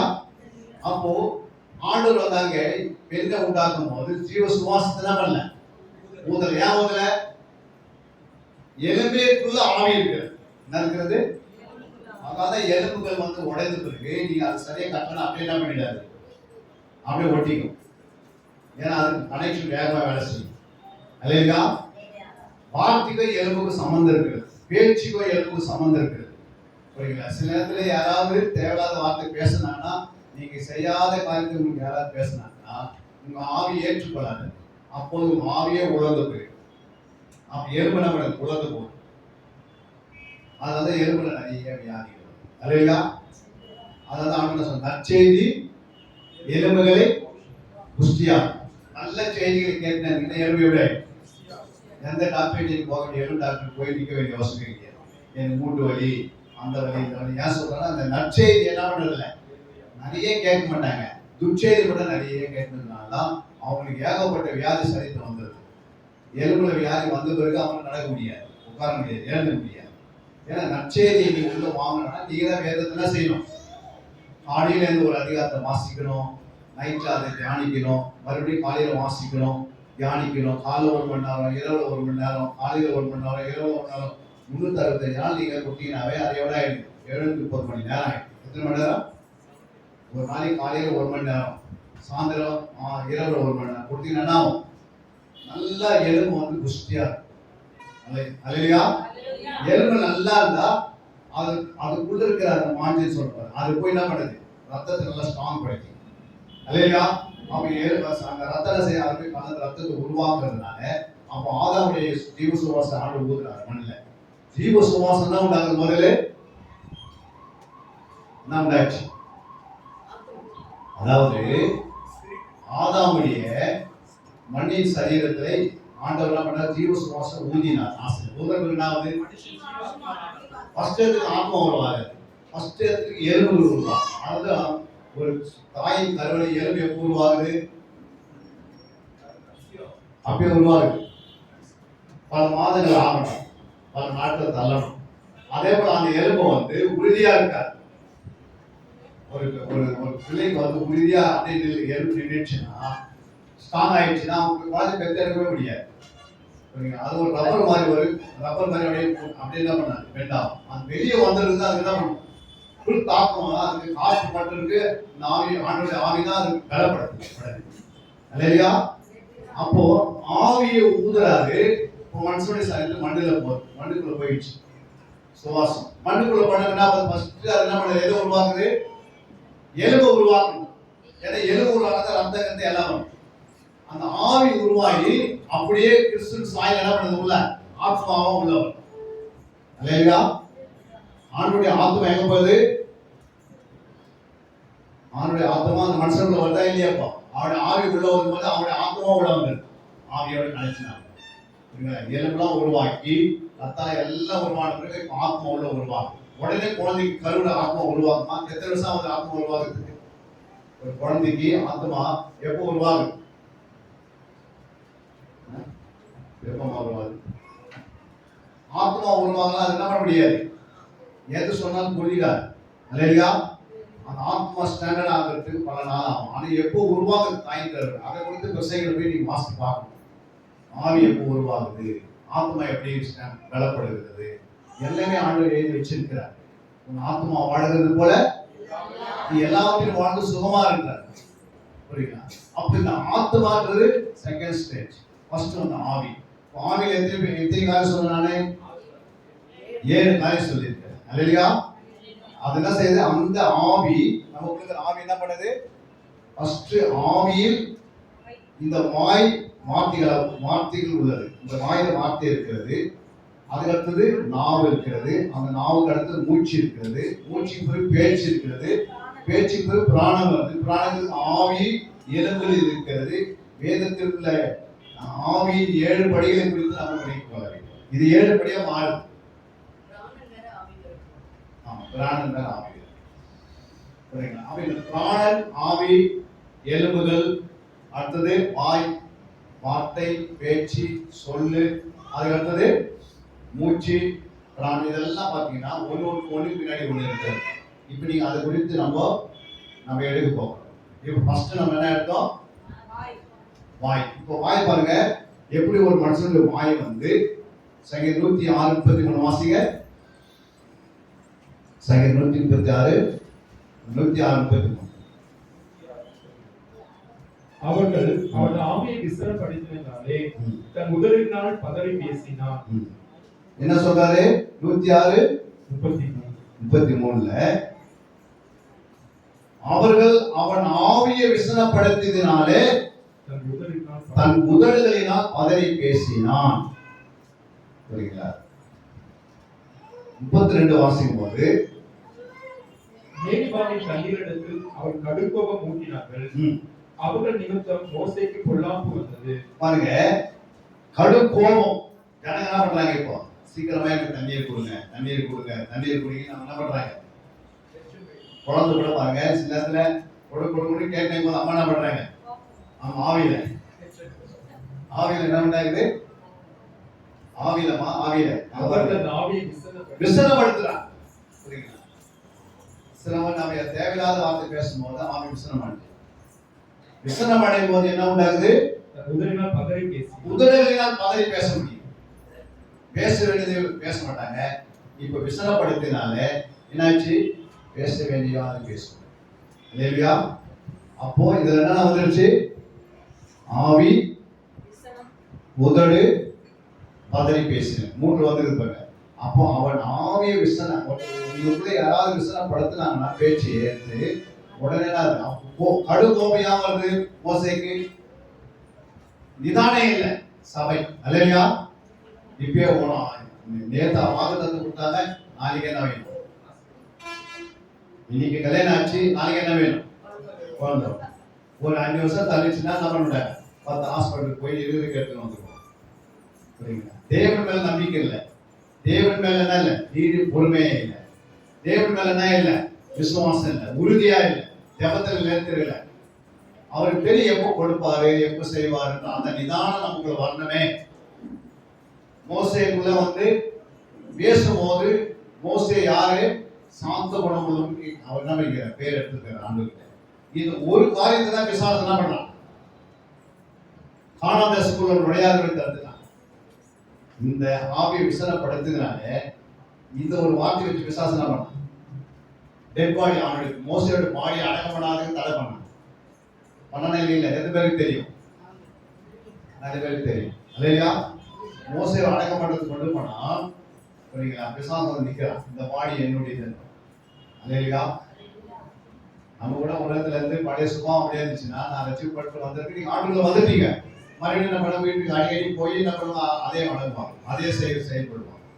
ஊருக்கு போனது என்னாவது, இவங்க சத்தியத்தை பேச மாட்டாங்க, அங்க போனதுக்கு அவங்களோட இணைஞ்சிருவாங்க. சரிங்களா? அப்படின்னா இவங்களுக்கு ஏதாவது ஒரு மரணம் வரும்போது உடனே அவங்க என்ன பண்ணுவாங்க, எங்கள் முறை தான் அடக்கம் பண்ணணும். ஏன்னா நீங்க இடம் கொடுத்துட்டீங்க, நீங்க ரசிக்கப்பட்டது யாருக்குமே தெரியாது. நீ ஊருக்கு போனாலும் என்ன பண்ண, ரசிக்கப்பட்டு சொல்றது இல்லை, நான் இயேசுக்கு இல்லை, எனக்கு நான் என்ன பண்றது, என் ஆண்டவர் எனக்காக எல்லாம் பிரிச்சிருக்கிறேன். அதுபோல பிசாசு மோசேவை என்ன பண்ணினா, விசனப்படுத்தினான். ஆவி என்ன படிச்சு அடுத்தது பாருங்க, நீங்க இன்னொரு வசனத்தை வாசிங்க, 1 சாமுவேல் 1:12. ஏன்னா இந்த ஆவி இந்த நாம் வாயில என்னன்னா உண்டாக நான் கவனிக்கணும். 1 சாமுவேல் 1:12. அவர் கர்த்தருடைய சந்நிதியில் வெகு நேரம் விண்ணப்பப்படுகிற போது ஏலி அவள் வாயை கவனித்துக் கொண்டிருந்தான். அப்படாது அவள் கர்த்தருடைய சந்நிதியில் வெகு நேரம் என்ன பண்றாங்க, விண்ணப்பம் பண்ணுகிற போது ஏலி அவன் வாயை கவனித்துக் கொண்டிருந்தான். அண்ணால் தன் இருதயத்தில் பேசினாள். அண்ணா என்ன பண்றாங்க, இப்போ இருதயத்துக்குள்ள பேச, இருதயத்துக்கே ஊற்றுகிறான் ஆண்டவர்கிட்ட. இருதயத்தில் பேசினால இருதயத்துல மனசுல என்ன இருக்குது அதை அப்படியே ஆண்டவர்கிட்ட ஒப்புக்கிறான். நம்ம பாருங்க, ஜெபம் பண்ணும் போது இருதயத்துல ஒண்ணு இருக்கும், வெளியே ஒண்ணு இருக்கும். குறிப்பு ஒன்று கொடுப்பாங்க, நம்ம ஜெபம் பண்றது ஒண்ணு இருக்கும் அல்லையா? இருதயத்தின் நிறைவினால் வாய் பேசும்.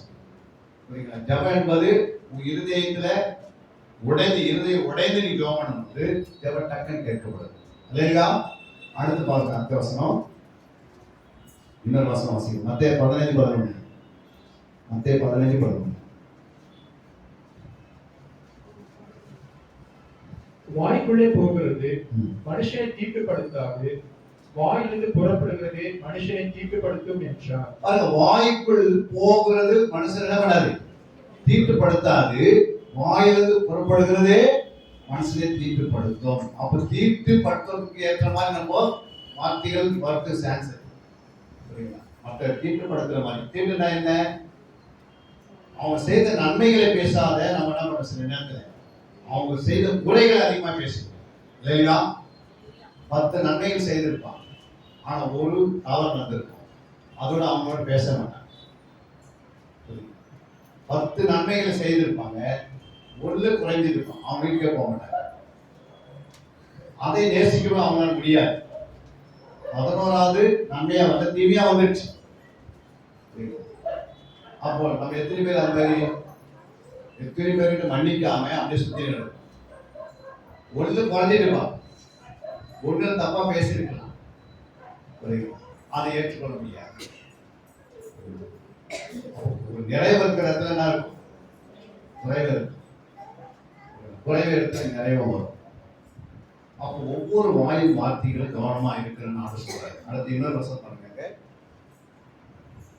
லூக்கா 1:64. 1:64. உடனே அவளோட வாய் திறக்கப்பட்டு அவளுடைய நாவும் கட்டவிழ்க்கப்பட்டு தேவனை ஸ்தோத்திரித்து பேசினார். பாருங்க, அவனுடைய வாய் திறக்கப்படுகிறது, அவனுடைய நாவும் கட்டவிழ்க்கப்பட்டு தேவனை ஸ்தோத்திரித்து அவன் உடனே என்ன பண்ணான், பேசினான். என்ன ஸ்தோத்திரித்தா, ஆண்டவர் ஒரு வாக்குத்தத்தம் கொடுக்கிறாரு, அந்த வாக்குத்தத்தத்தை அவனால என்ன பண்ண முடியல, ஏற்றுக்கொள்ள முடியல. இன்னைக்கு நிறைய பேர் நம்ம வாக்குத்தத்தம் கொடுத்தா அதை என்ன பண்ண முடியல, இப்படிதான் எப்படி நடக்கும், இத்தனை நாள் எப்படி இருக்கிறது, ஆண்டவரை விசனப்படுத்தணும் சிலர். ஆனா இங்க பாருங்க, அவனுடைய வாய் மூடப்பட்டாச்சு. அவன் குறித்த நாள் வரும்போது ஆண்டவர் என்ன பண்றாரு, தேவனுக்கு ஒரு மனுஷனுடைய வாயை மூட முடியும், திறக்கவும் முடியும். அவர் மட்டும்தான் அது முடியுன்றதில்ல, அது தேவனுடைய பிள்ளைகளுக்கும் முடியும் இல்லையா? ஏன்னா நமக்குள்ளேயே பசுத்தாய் வேலை செய்கிறார். அதனால வாயில கொஞ்சம் நம்ம என்ன பண்ணணும், வாயை நீ என்ன பேசுறன்னு பசங்களுக்கு தெரியும். அடுத்து பாருங்க, இன்னொரு வசனம், லூக்கா 19:22. லூக்கா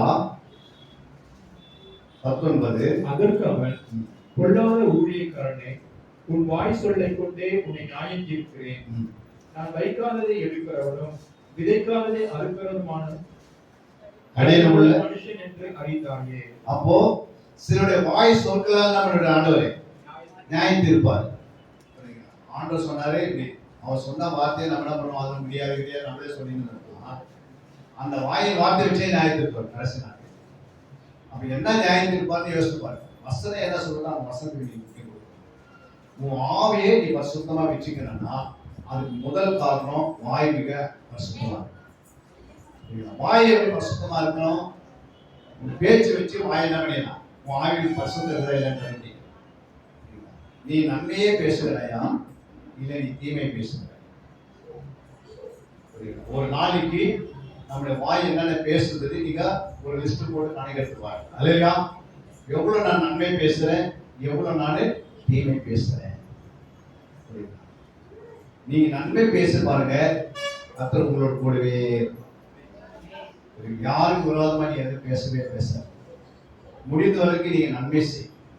நன்மை செய்யாமல் போனா பாவம் வீட்டு வாசல் வந்து படுத்துருக்கு. நன்மை மட்டும் பேசு.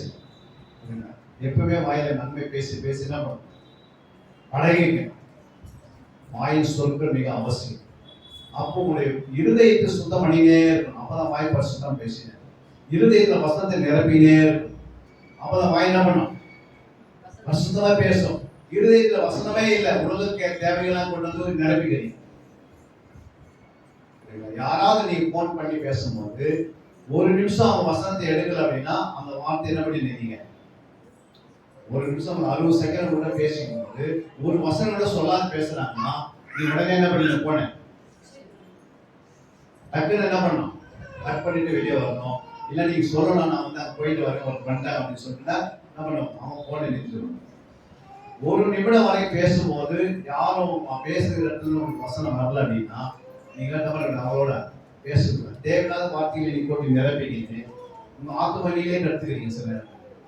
இல்லையா, என்ன பிரயோஜனம்? நீ தேவன்கிட்ட தான் பேசணும். நிறைய நேரம் யார்கிட்ட பேசணும், ஆண்டவர்கிட்ட பேசணும். அப்படி யாருக்கிட்ட நீங்க பேசுறதா வசனத்தை அதிகமா எடுத்து என்ன பண்ணணும், பேசணும். நீங்க வசனத்தை பேசி பாருங்க, ஏற்ற நேரம் வரும்போது அவங்க உங்களோட பேச வைப்பாங்க. ஏன்னா வசனம் பேசினா உலக மக்கள் கிட்ட வர மாட்டான். புரியுங்களா? வசனத்தை நீங்க அதிகமா நேசிக்கிறதுனால அநேக ஆவிக்குரிய பிள்ளைங்க தான் கிட்ட வந்து பேசுவாங்க. அந்த வசனம் பிடிக்காதவங்க கிட்ட என்ன பண்ண அவர்கிட்ட வரமாட்டேன். நீங்க வசனத்தை பேசிக்கொண்டு ஒரு நாள் வரும்போது அவங்க கஷ்டம் வரும்போது கரெக்ட் பண்ணி வந்து கிட்ட உட்கார வச்சு பேசுவாங்க. இல்லையா? அப்போ வாயில் என்ன இருக்கணும், வசனம் இருக்கணும். இன்னொரு வசனம் வார்த்தை வாசிட்டு மத்தேயு 5ஆம் அதிகாரம் 2ஆம் வசனம். 5:2. அப்பொழுது அவர் தமது வாயை திறந்து அவளுக்கு உபதேசித்து சொன்னது என்னவென்றால், அப்போது அவர் தமது வாயை திறந்து அவர்களுக்கு உபதேசம் சொன்னது என்னவென்றால், ஆவியில் எளிமை உள்ளவர் பாக்கியவான்கள், பரலோக ராஜ்யம் அவர்களுடைய துயரப்பட பாக்கியவான்கள், அவர்கள் ஆறுதல் அடைவார்கள். சாந்த குணமுள்ள பாக்கியவான்கள், அவர்கள் பூமியை சுதைத்துக் கொள்வார்கள். நீதி மேல் பசிதாகம் உள்ளவர்கள் பாக்கியவான்கள், அவர்கள் திருப்தி அடைவார்கள். இரக்கமுள்ளவர்கள் பாக்கியவான்கள், அவர்கள் இரக்கம் பெறுவார்கள். இருதயத்தில் சுத்தமுள்ளவர்கள் பாக்கியவான்கள், அவர்கள் தேவனை தரிசிப்பார்கள். சமாதானம் பண்ணுவர்கள் பாக்கியவான்கள், அவர் தேவனை புத்திரர்கள் எனப்படுவார்கள். நீதி நிமித்தம் துன்பப்படுற பாக்கியவான்கள், பரலோக ராஜ்யம் அவருடையது. என் நிமித்தம் உங்களை நிந்தித்து துன்பப்படுத்தி பலவித தீமையான மொழிகளை உங்கள் பேர் பொய்யாய் சொல்வார்கள் பாக்கியவான்களாய் இருப்பீர்கள். எத்தனை ஆசீர்வாதம் சொல்றாரே வாயை திறந்துட்டு அவர் எத்தனை ஆசீர்வாதம் சொன்னார்? 9 ஆசீர்வாதங்கள் சொல்றாரு. இல்லையா? நம்ம வாயை திறந்து எத்தனை ஆசீர்வாதம் பேசணும், பேசல. இவ்வளவு வசனம்லாம் நீங்க யாராவது ஒருத்தர் இவ்வளவு பேசுனீங்கனால அவன் ஆறுதல் அடைவான். இல்லையா? எதை பேசணும் அப்படின்னா அவங்க இருதயத்தை நிறைய வாய் பேசணும். இதெல்லாம் முதல் நீங்க என்ன பண்ணணும், சாப்டர் ஆராய்ச்சி, அதாவது ரிசர்ச் அதிகார ஆராய்ச்சியில நீங்க தினந்தோறும் எடுத்துனே இருக்கும். நீங்க எடுத்து உள்ள வச்சுனே இருந்தீங்கன்னா ஒருத்தர் உங்க வாய் பேசாது. நீங்க வேதத்தை எடுக்காதனாலதான் என்ன பண்ண முடியல, என்ன பேசுறது தெரியல. உங்களுடைய ஆத்மாவுக்கு நீங்க கவனிக்க எதுவும் என்ன பண்றது, உங்க ஆத்மாவை நீங்க கவனிக்கணும். உங்க ஆத்மாவை என்ன கொடுக்கணும், எது முக்கியம், வேதம் தான் முக்கியம். அல்லேலூயா. இந்த வேதத்தை ஆத்மாவுக்கு கொடுக்கல அப்படின்னா ஆத்மா என்ன பண்ணும்? ஒரு நாள் சாகும். அதனால தான் நான் செய்த மாம்சம் ஆவிக்கு விரோதமாகவும் ஆவி போராடினே இருக்கும். ஜபத்துக்கு போலாமா, கல்யாணத்துக்கு போலாம், ரெண்டுமே வந்துடும் ஒரே டைம்ல. புரியுங்களா?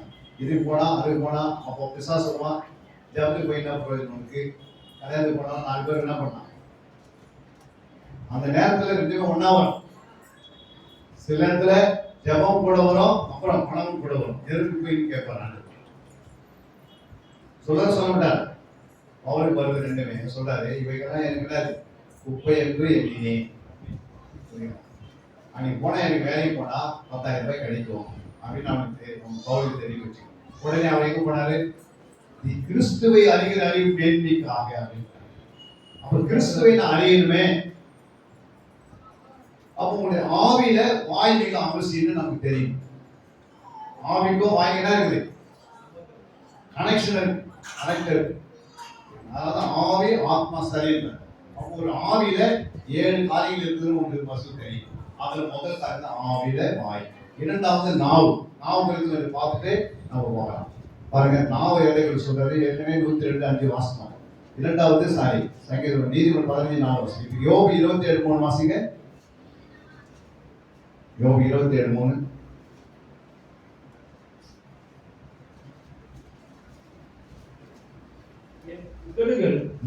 என் உதடுகள் தீமை சொல்வதும் இல்லை, என் நாக்கு கபடம் பேசுவதும் இல்லை. நாக்கு என்ன இருக்குது, கபடம் இருக்கிறது. உதடுல என்ன இருக்குது, தீமை இருக்கிறது. உதடுக்குள்ள தீமை வச்சுட்டு இருக்க, தீமை வருமா, நாக்குக்குள்ள கபடம் இருக்குமா. புரியுங்களா? இன்னொரு வசனத்தை வாசிங்க நீங்க, 2 சாமுவேல் 23:2. 2 சாமுவேல் 23:2. கர்த்தருடைய ஆவியானவர் என்னை கொண்டு பேசினார், அவருடைய வசனம் என்னுடைய நாவில் இருந்தது. பாருங்க, அவருடைய வசனம் எங்க இருக்கணும், நாவில் இருக்கணும். புரியுங்களா?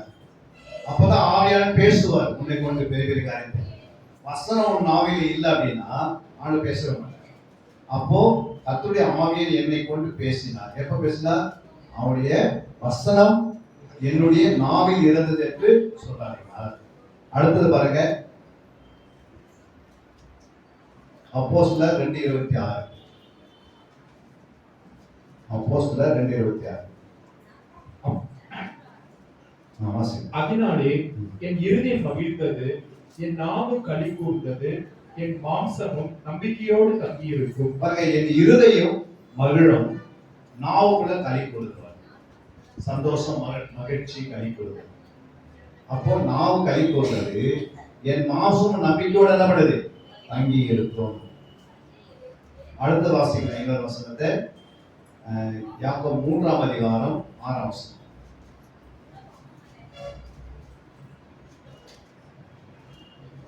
நாவும் நெருப்புதான், அது அணிந்து நிறைந்த உலகம்.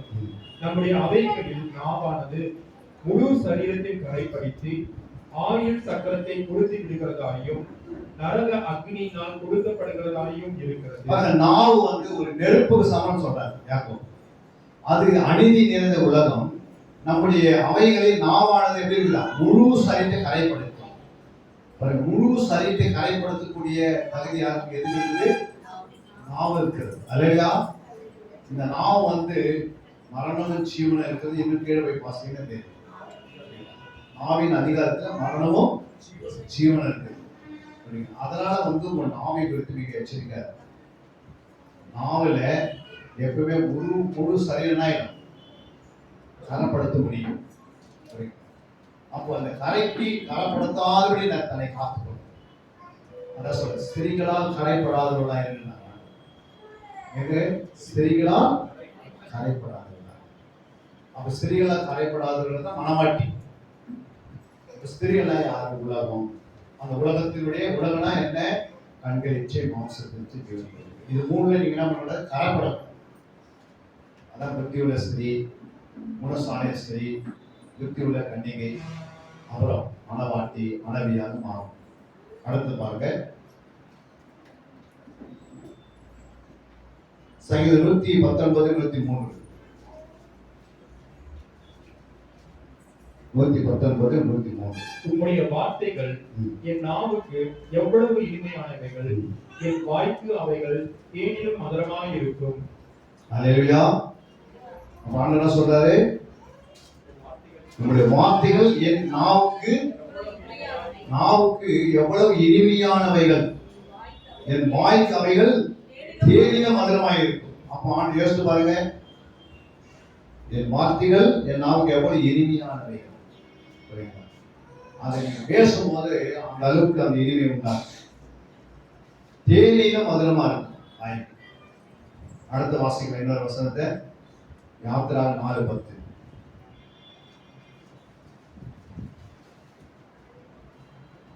அப்பொழுது மோசே கர்த்தரை நோக்கி, ஆண்டவரே, இதற்கு முன்னாவது தேவரே இந்த அடியோடு பேசினதற்கு பின்னாவது நான் வாக்குவாதம் அல்ல, நான் திக்குவாயும் மந்த நாவும் உள்ளவன் என்றான். அப்ப என்ன சொல்றாரு? திக்கு வாயன்ற. இரண்டாவது மந்த நாவும் உள்ளவன். அப்போ மந்த நாவுன்ற. ஆனா பாருங்க, அப்போது கர்த்தர் அவனை நோக்கி, மனுஷனுக்கு வாயை உண்டாக்கினவர் யார்? ஊமையையும் செவிடையையும் பார்வை உள்ளவனையும் குருடனை உண்டாக்கினவர் யார்? கர்த்தராகிய நான் அல்லவா? அப்போ இது எல்லாவற்றையும் ஆண்டவர் தானே செய்யறாரு. உருவாக்குறாரு, பேச வைக்கிறாரு, பேசாத பேச வைக்கிறாரு. அவரால் ஆதார காரியம் ஒன்றுமே. நீங்க இடம் தான் கொடுக்கணும், ஆண்டவர் டைம் கொடுக்கலாம், உட்காரணும் சமூகத்துல, இதெல்லாம் அவரே சொல்லித்தர. தேவன் பாருங்க, ஒரு மனசுல உட்கார வைத்து நீங்க நல்லா தேவராளா மாறலாம், தேவராளாங்க. நீங்க நல்லா ரூட்டா மாறலாம், நகோமியா மாறலாம், எஸ்தரா மாறலாம். முடிய முடியாது, முடியும். என்னை கொண்டு ஆண்டு செய்யணும் சித்தனா நிச்சயமான பண்ணுவாரு. அப்படி சொல்ல மாதிரி ஜீவனே என்ன பண்றாரு? ஆண்டவர் நமக்கு கூட்டுறாரு, வசந்த கூட்டுவார், ஐஸ்வரர் கூட்டுவார். ஏன்னா ஆண்டவருக்கு நம்ம தேவை. நம்ம கொண்டு ஏதாவது ஒன்று செய்யணும்னா நீங்க என்ன கொடுக்கலாம், ஆண்டை செய்ய முடியாது. புரியுங்களா? ஹாஸ்பிட்டல் போய் பார்த்தீங்கன்னா எனக்கு ஜோமனா உயிர் போயிடும். அதுக்கு என்ன பண்ண முடியாது. ஏன்னா பூமியில ஒரு 10 வருஷம் வச்சாரு, என்ன பண்ணேன்? ஒரு ஆத்மா அதே அந்த நேரத்துக்கு என்ன பண்ண, எனக்கு எப்படியாவது கொடுக்கணும், எது கொடுக்கணும், உங்களுக்கு கொடுத்தா என்ன பண்ண போறேன்? 10 ஆத்மாவுக்கு எடுத்துருவேன். அல்லையா? அவருக்கு தெரியும் இந்த மரம் எவ்வளவு நேரம் வச்சா நிற்கன்னு. நீங்க கரெக்டா நீங்க ஆண்டருக்காக ஏதாவது செய்யணும், அது மனசுல ஓடிக்கினே நீங்க செய்து வந்தீங்கன்னா நீங்க ஹாஸ்பிட்டலுக்கு போறதுக்கு முன்னாடி ஆண்டவரோட பேசுவார். நீ அங்க போனா கூட 10 பேர் 10 ஆத்மாவை மனதில் கொண்டு வரணும். அல்லையா? கொரோனா வந்துட்டு பிறகு எனக்கு சரிங்களா, அன்னைக்கு நைட்டு நாங்கள் முழங்கால் படிட்டு செபித்தோம். காலையில் 3 மணிக்கு. எத்தனை மணிக்கு? எனக்கு 12 மணிக்கு கொரோனா சொல்லிட்டாங்க. 3 மணிக்கு முழங்கால் படிட்டு ஜெபம், கொரோனா என்னை விட்டு போயிடுச்சு. இல்லையா? அன்றைய எனக்கு கொரோனா வாழதான் என்னை போட்டு வச்சாங்க 7 நாள். எனக்கு நல்லா உடம்பு நல்லா ஆயிடுச்சு, என் ஆவியில உணர்ந்துட்டேன். என்னோட சரித்த அந்த கொரோனா இல்லை. ஆனா எனக்கு என்னன்னா, அங்க இருக்கிற ஒவ்வொரு பெட்டுகிட்ட போய் இயேசு பற்றி அவங்க தெளிவா சொல்லி ட்ரைனிங் கொடுத்தோம். இல்லையா? அப்போ 170 ஜெபம் நடத்திட்டு எனக்கு மட்டும் ஏமாறணும் கொரோனா வீட்டுல. சொல்லுமா, 170 20 ஜெபம் நடக்குது. காலையில் 5 மணி தான் ஜெபத்தை முடிப்போம், 4 மணிக்கு. இது டெய்லி 170 தான் நடந்தது. புரியுங்களா? அப்போ ஆண்டோட சித்தலாக நாங்கள் கொண்டு போக மாட்டார். இல்லையா? 10 பேர் சுவிசேஷ அறிவிக்கா என்னை கொண்டு போனார். புரியுங்களா? சாயந்தரம் 4 மணி ஆனால் நான் வாக்கிங் ஆரம்பிச்சிடுவேன். அவன் கொடுக்குறதெல்லாம் சாப்பிட்டுட்டு வாக்கிங் பண்ண ஆரம்பிச்சார். இங்கிருந்து நடக்குது, அப்படி சுற்றி ஓடுவேன். ஏன் சொல்ல வரேன்னா, தேவன் ஒரு யாரை கொண்டு போனாலும் கூட நன்மையை தான் கொண்டு போவார். ஒரு விசுவாசை கொண்டு நன்மையை தான் கொண்டு போவார். உன்னை கொண்டு அதை ஏதாவது செய்யணும், அந்த ஆத்மா சந்திக்க வைப்பார். இல்லையா? அந்த எண்ணத்துல ஒருத்தர் இருந்தாங்கன்னா அவங்க எங்க போனாலும் ஆண்டு விடுவித்து கொண்டு வந்துருவாங்க. நம்ம உலகத்துக்கும் ஒண்ணுமே இல்லை, ஆண்டுக்கும் ஒண்ணுமே இல்லை, என்ன முடியும்? அந்த சரீரத்துக்கு எவ்வளவு ஜெபம் கூட அவர் போய் ஊர்ப்பிக்க மாட்டார். அவருக்கு தெரியும் அந்த அவங்க மட்டும் என்ன பண்ண போறோம்னு கால். அதனால என்ன பண்ணுவாரு? எடுத்துப்பாங்க. இல்லையா? நீங்க கர்த்தருக்கு முன்பாக 10 பேருக்கு நீங்க என்ன இருக்கணும்? பிரயோஜனம் உள்ளவனா. இல்லையா? அப்படி நினைக்கிறவங்களுடைய சரீரத்தில் எப்பவுமே ஆரோக்கியம் இல்லையா? ஏன்னா நீ உன்ன ஆரோக்கியம் வச்சாதான் நான் போய் சொல்ல முடியும். புரியுங்களா? நீயே பலவீனமாக மற்றவங்க சொல்ல முடியுமா? முடியாது. அப்போ உன்னை பலப்படுத்தி ஆண்டு கொண்டு போய் 10 பேருக்கு முன்னாடி வைப்பார். நீ 10 பேருக்கு முன்னாடி நீங்க சரீரத்தை பத்தி பேசுங்க. பாருங்க நான் எப்படி இருக்கிற ஆண்டுக்குள்ள இருக்கிறோம்.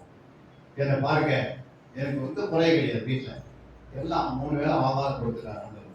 அவன் ஏற்றுக்கின ஒரு குறை வைக்கல. என்னுடைய வீட்டை ஆண்டவர் கட்டி கொடுத்துட்டாரு. எனக்கு நல்ல ஒரு தேவையான காரும் இல்லை 2 வீலர் கொடுத்துட்டாரு. என் பிள்ளைகளை நல்லா படிக்க வச்சிருக்கேன். நான் வந்து உங்களுக்கு சத்தியத்தை சொன்னேன். என்னையும் ஆசீர்வதித்த ஆண்டவர் உங்களையும் ஆசீர்வதிக்கணும். அப்படியே நீங்க பேசுவீங்க. நீங்க அவங்க கிட்ட போய் எனக்கு மூட்டு வலின்னு சொன்னா ஆகும். நீங்க போய் மற்றவர்கிட்ட மூட்டு வலி சொன்னா அவனுக்கு தெரியும், ஓ அந்த கடவுளுக்கு என்ன இல்லை, மூட்டு வலி குணமாக்க வல்லமை இல்லை. அதான் தான் நம்ம கிட்ட சொல்லுறாங்க. என்னதான் ஆஸ்பத்திரி தெரியும் சொல்ல மாட்டாங்களா?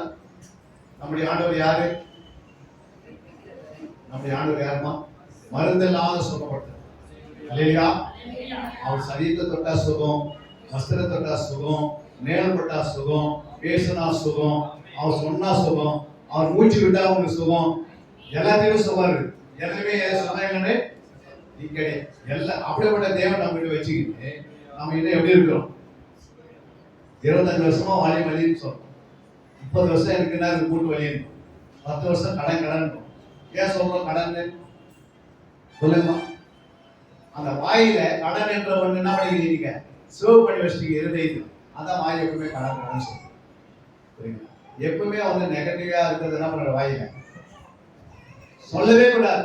வீட்டுக்காரன் சரியில்லை சரின்னு சொன்னா ஒரு நாள் சரியில்லாத ஒன்று அடிக்க ஆரம்பிச்சிடும். அல்லையா? வீட்டுக்காரன் நல்லவன்னு சொல்லிட்டே கர்த்தர் நல்லவனா மாற்று. ஏன்னா கர்த்தர் சொல்றது நல்லதே தான் சொல்லுது.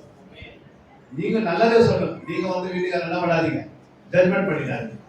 உங்க பிள்ளைகளை ஜட்மெண்ட் பண்ணிடாது. என்ன பண்றது, பிள்ளைகளை உதவாது பண்ணி அப்படின்லாம் நீங்க சொல்லக்கூடாது. ஏன்னா நீங்க சொல்லி அதை உருவாக்குறீங்க. உங்க பாடியில வியாதியே இல்லை, ஆனா பாடியில என்ன பண்றீங்க, அந்த வியாதியை சொல்லி நீங்க உருவாக்குறீங்க பாடி. மற்றவங்க வியாதியை பார்த்தீங்கன்னா ஜபம் தான் பண்ணணும். என்ன பண்ணக்கூடாது, அது குறித்து நம்ம பண்ணக்கூடாது. 10 பேர் போயிட்டு அம்மாவுக்கு சொல்லக்கூடாது. அவங்களுக்கு அந்த வியாதி கதை மாதிரி சொன்னீங்கன்னா அம்மாவுக்கு அந்த வியாதி உருவாக்கி வந்துடுறீங்க. நீங்க சொல்றதா அது நடக்கும். ஏன்னா உங்களுக்குள்ள ஆவியானவர் இருக்கிறார். அதான் சொன்னார், இங்க எதை நீ சொல்றீங்களா வாயத்தா இருக்கிறீங்களா அது உருவாயிடும். நான் ஆசீர்வதிக்கப்பட்ட சொன்னா நீங்க ஆசீர்வதிக்கப்பட்டவங்க. நான் ஆரோக்கியமாக நீ சொன்னா ஆரோக்கியமா இருப்பீங்க. நீங்க விடுதலோட நான் வாழ சொன்னா விடுதலோட வாழ்வீங்க. நான் யாருடைய கடன் வாங்க மாட்டேன்னு சொல்லினாக்கா கடன் வாங்காது பண்ணிடுவார். அல்லேலூயா. உன்னை கடன் கொடுக்கலாம் மாத்துவார். அல்லேலூயா. எனக்கு நல்ல வேலைக்கு நான் போவேன், என் பிள்ளை படிச்சிருக்குது, கரெக்டான டைம்ல வேலை கொடுத்துருவார் அப்படின்னு நீங்க சொல்லி அறிக்கை பண்ணினே இருந்தா அந்த பிள்ளை கரெக்டான இடத்தை வேணும். உங்க பிள்ளைகளுக்கு கரெக்டா என் ஆண்டவர் எனக்கு தெரியும், என் பிள்ளைக்கு எப்போ திருமணம் ஆகணும் நீங்க சொல்லி ஜோமனியில இருந்து ஆண்டவருக்கு அறிக்கை செஞ்சீங்கன்னா கரெக்டா ஆண்டவர் நல்ல மகனை கொண்டு வருவார். அல்லேலூயா. நல்ல மகளை கொண்டு வருவார். வீடு இல்லையா, நல்ல ஆண்டவர் கொடுப்பாருங்க. என் வீட்டை என்னை ஒரு நாள் கைவிட்டு இவ்வளவு மக்கள் அடவு இல்லாத வாழ்றாங்க, அவங்களுக்கு தான் வீடு இருக்கும்போது எங்க இயேசு இந்த உலகத்தை படைத்தவர் அவர்கிட்ட கட்டித்தரவரை கட்டித்தர அப்படின்னு விசுவாசத்தீங்கன்னா கர்த்தர் ஏற்றுனா என்ன பண்ணுவாரு சொல்லுமா? வீட்டை கொடுப்பாரு. அவரால் ஆகாத காரியம் ஒன்றவே இல்லை. தீவிர ராஜகிட்டே உனக்கு நன்மை வரும், நம்முடைய மோடி கிட்ட தான் நன்மை வரும், பாகிஸ்தான் தீவிரவாதிகிட்ட கூட நன்மை வரும்.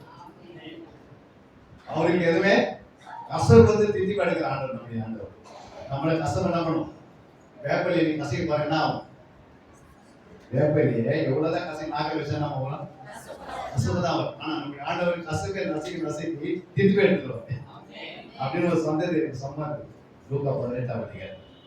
ஒரு ஏழை விதவி ஒரு துன்மார்க்கன், அவன் துன்மார்க்கமா செயல்படும். அவங்ககிட்ட என்ன இல்லை, நீதி இல்லை. அநீதி உள்ள ஒரு மனுஷனுக்குள்ள அந்த அம்மா நம்ம போய் நீங்க தான் நியாயம் செய்யணும் அப்படின்றாங்க. அவங்க சொல்றாங்க, நான் என்னன்னு சொல்றா, நான் ஒரு அநீதிமான், நான் துன்மார்க்கன், என்கிட்ட துன்மார்க்கமானதா எண்ணம் இருக்குது, ஆனா இந்த அம்மாக்கு நான் நீதி செய்யணும்னு சொல்றாங்க. அல்லையா? அப்போ துன்மார்க்கனே நீதி செய்ய ஆரம்பிச்சா அப்போ ஒரு நீதிமான் நம்ம நீதி செய்யறது இருப்பாரா? நம்ம யோசிக்கிறோம், ஐயோ கர்ப்பத்துக்கு கை கிடைக்கலையே, ஐயோ இந்த கட்டி மறையிலையே, இந்த விலையில உங்களுக்கு கட்டி தான் அங்கேயே இருக்கும், திரும்ப கொடுத்து தாங்கினே இருப்பார். அல்லையா? அந்த வியாதி எங்கே வச்சிருவாரு. ஏன் வச்சிருக்கிற வியாதி? அப்போதான் நீ கவர்மெண்ட் அடிக்கடி. அல்லையா? சுகமாயிட்டா டக்குனா பண்றது இல்லை, 10 நாள் தூங்கிட்டு அப்ப அந்த வியாதி எங்கே இருக்கும், அதை சுத்தி கிருபை என்ன பண்ணும், வேலை அடிச்சு கிருபை தாயினே இருக்கும். ஜெபம் பண்ற வரைக்கும் கிருபை இருந்தே இருக்கும். ஜெபத்தை விடும்போது என்ன பண்ணுது, கொஞ்சம் கிருபை நின்று அப்படியே பண்ணிடும், டக்குன்னு வலிக்கும், உடனே ஏசப்பா அவன் கிருபை ஒரு சொல்லு. அப்படிதான் ஆண்டு ஒரு மனுஷனை பிக்கப் பண்ணி மேலே தூக்கி போயிட்டே இருப்பார். அல்லேலூயா. அப்போ உனக்கு வாயினா என்ன தெரியணும், இரண்டாவது நாவனா என்ன தெரியணும், மூன்றாவது மூச்சுனா என்ன தெரியும். மூச்சுனா என்ன, மூச்சுனா என்ன பாருங்கம்மா, யோபு 9:18. யோபு 9:18 டக்குன்னு வாசிங்க. நான் மூச்சு விட எனக்கு இடம் கொடாமல் கசப்பினால் என்னை நிரப்புகிறார். 9 தெரியாது, 18. ஓகே, அவர் சொல்றது நான் மூச்சு விட எனக்கு இடம் கொடாமல் கசப்பினால் என்னை நிரப்புகிறார். பலத்தை பார்த்தால் அவரே பலத்தவர், நியாயத்தை பார்த்தால் என் பட்சத்தில் சாட்சி சொல்கிறவன் யார்.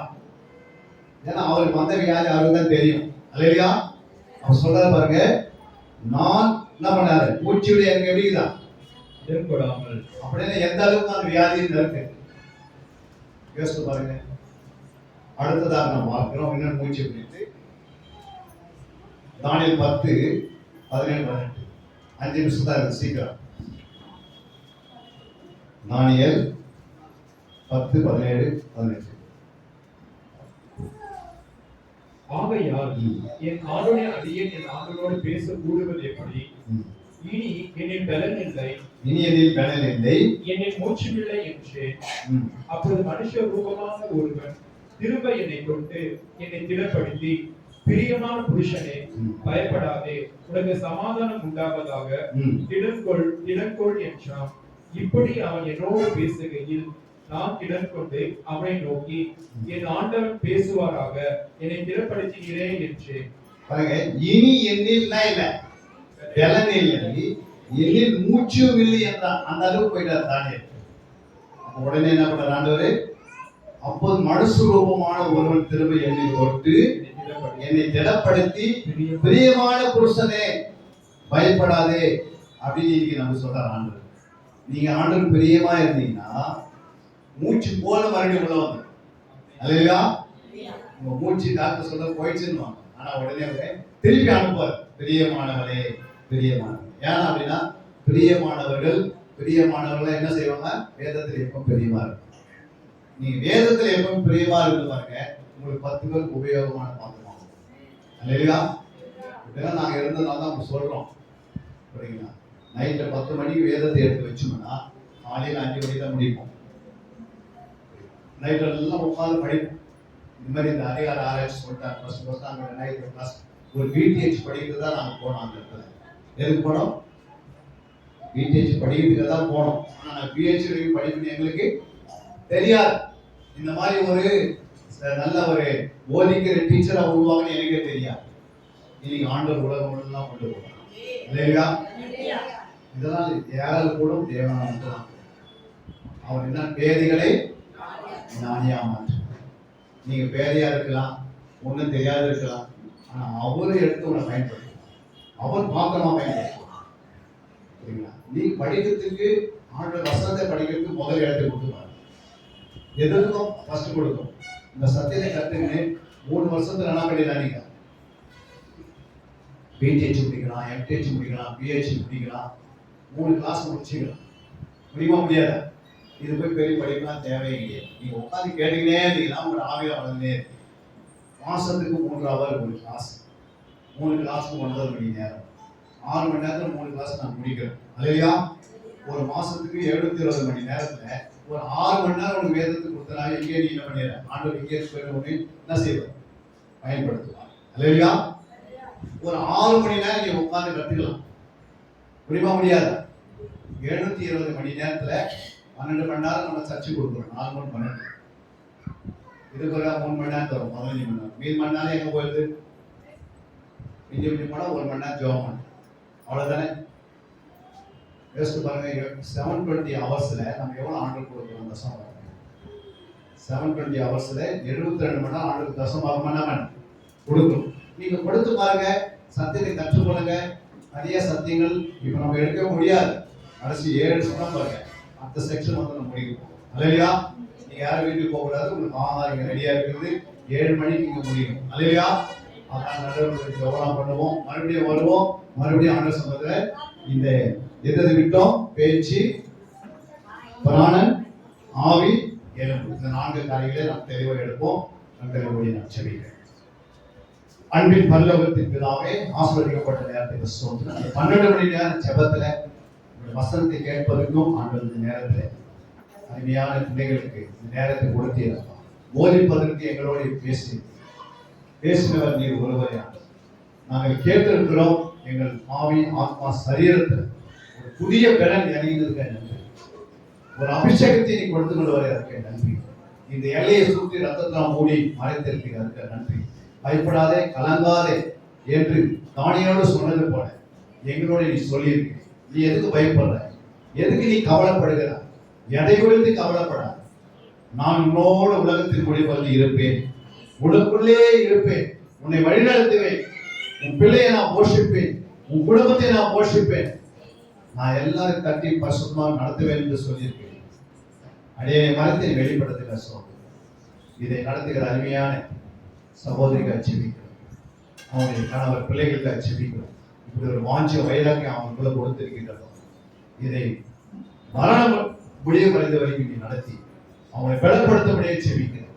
இப்படி பெண்களாக எல்லாரும் உட்கார வைத்து தன்னுடைய பணத்தை செலவு பண்ணி ஆண்டவரை தன் நேரத்தை கொடுத்து எப்படியாவது என் பிள்ளைகள் சத்தியத்தை அறியணும்னு சொல்லி ஒரு வைராக்கியத்தை அவங்களுக்கு கொடுத்தது கஷ்டம். வந்திருக்கிறாங்க தாயாரு அவருடைய கணவருக்கு செபிக்கிற அவனை பலப்படுத்த, ஊழிகளை பலப்படுத்துங்க, சுவிசேஷ ஐயாவை பலப்படுத்துங்க.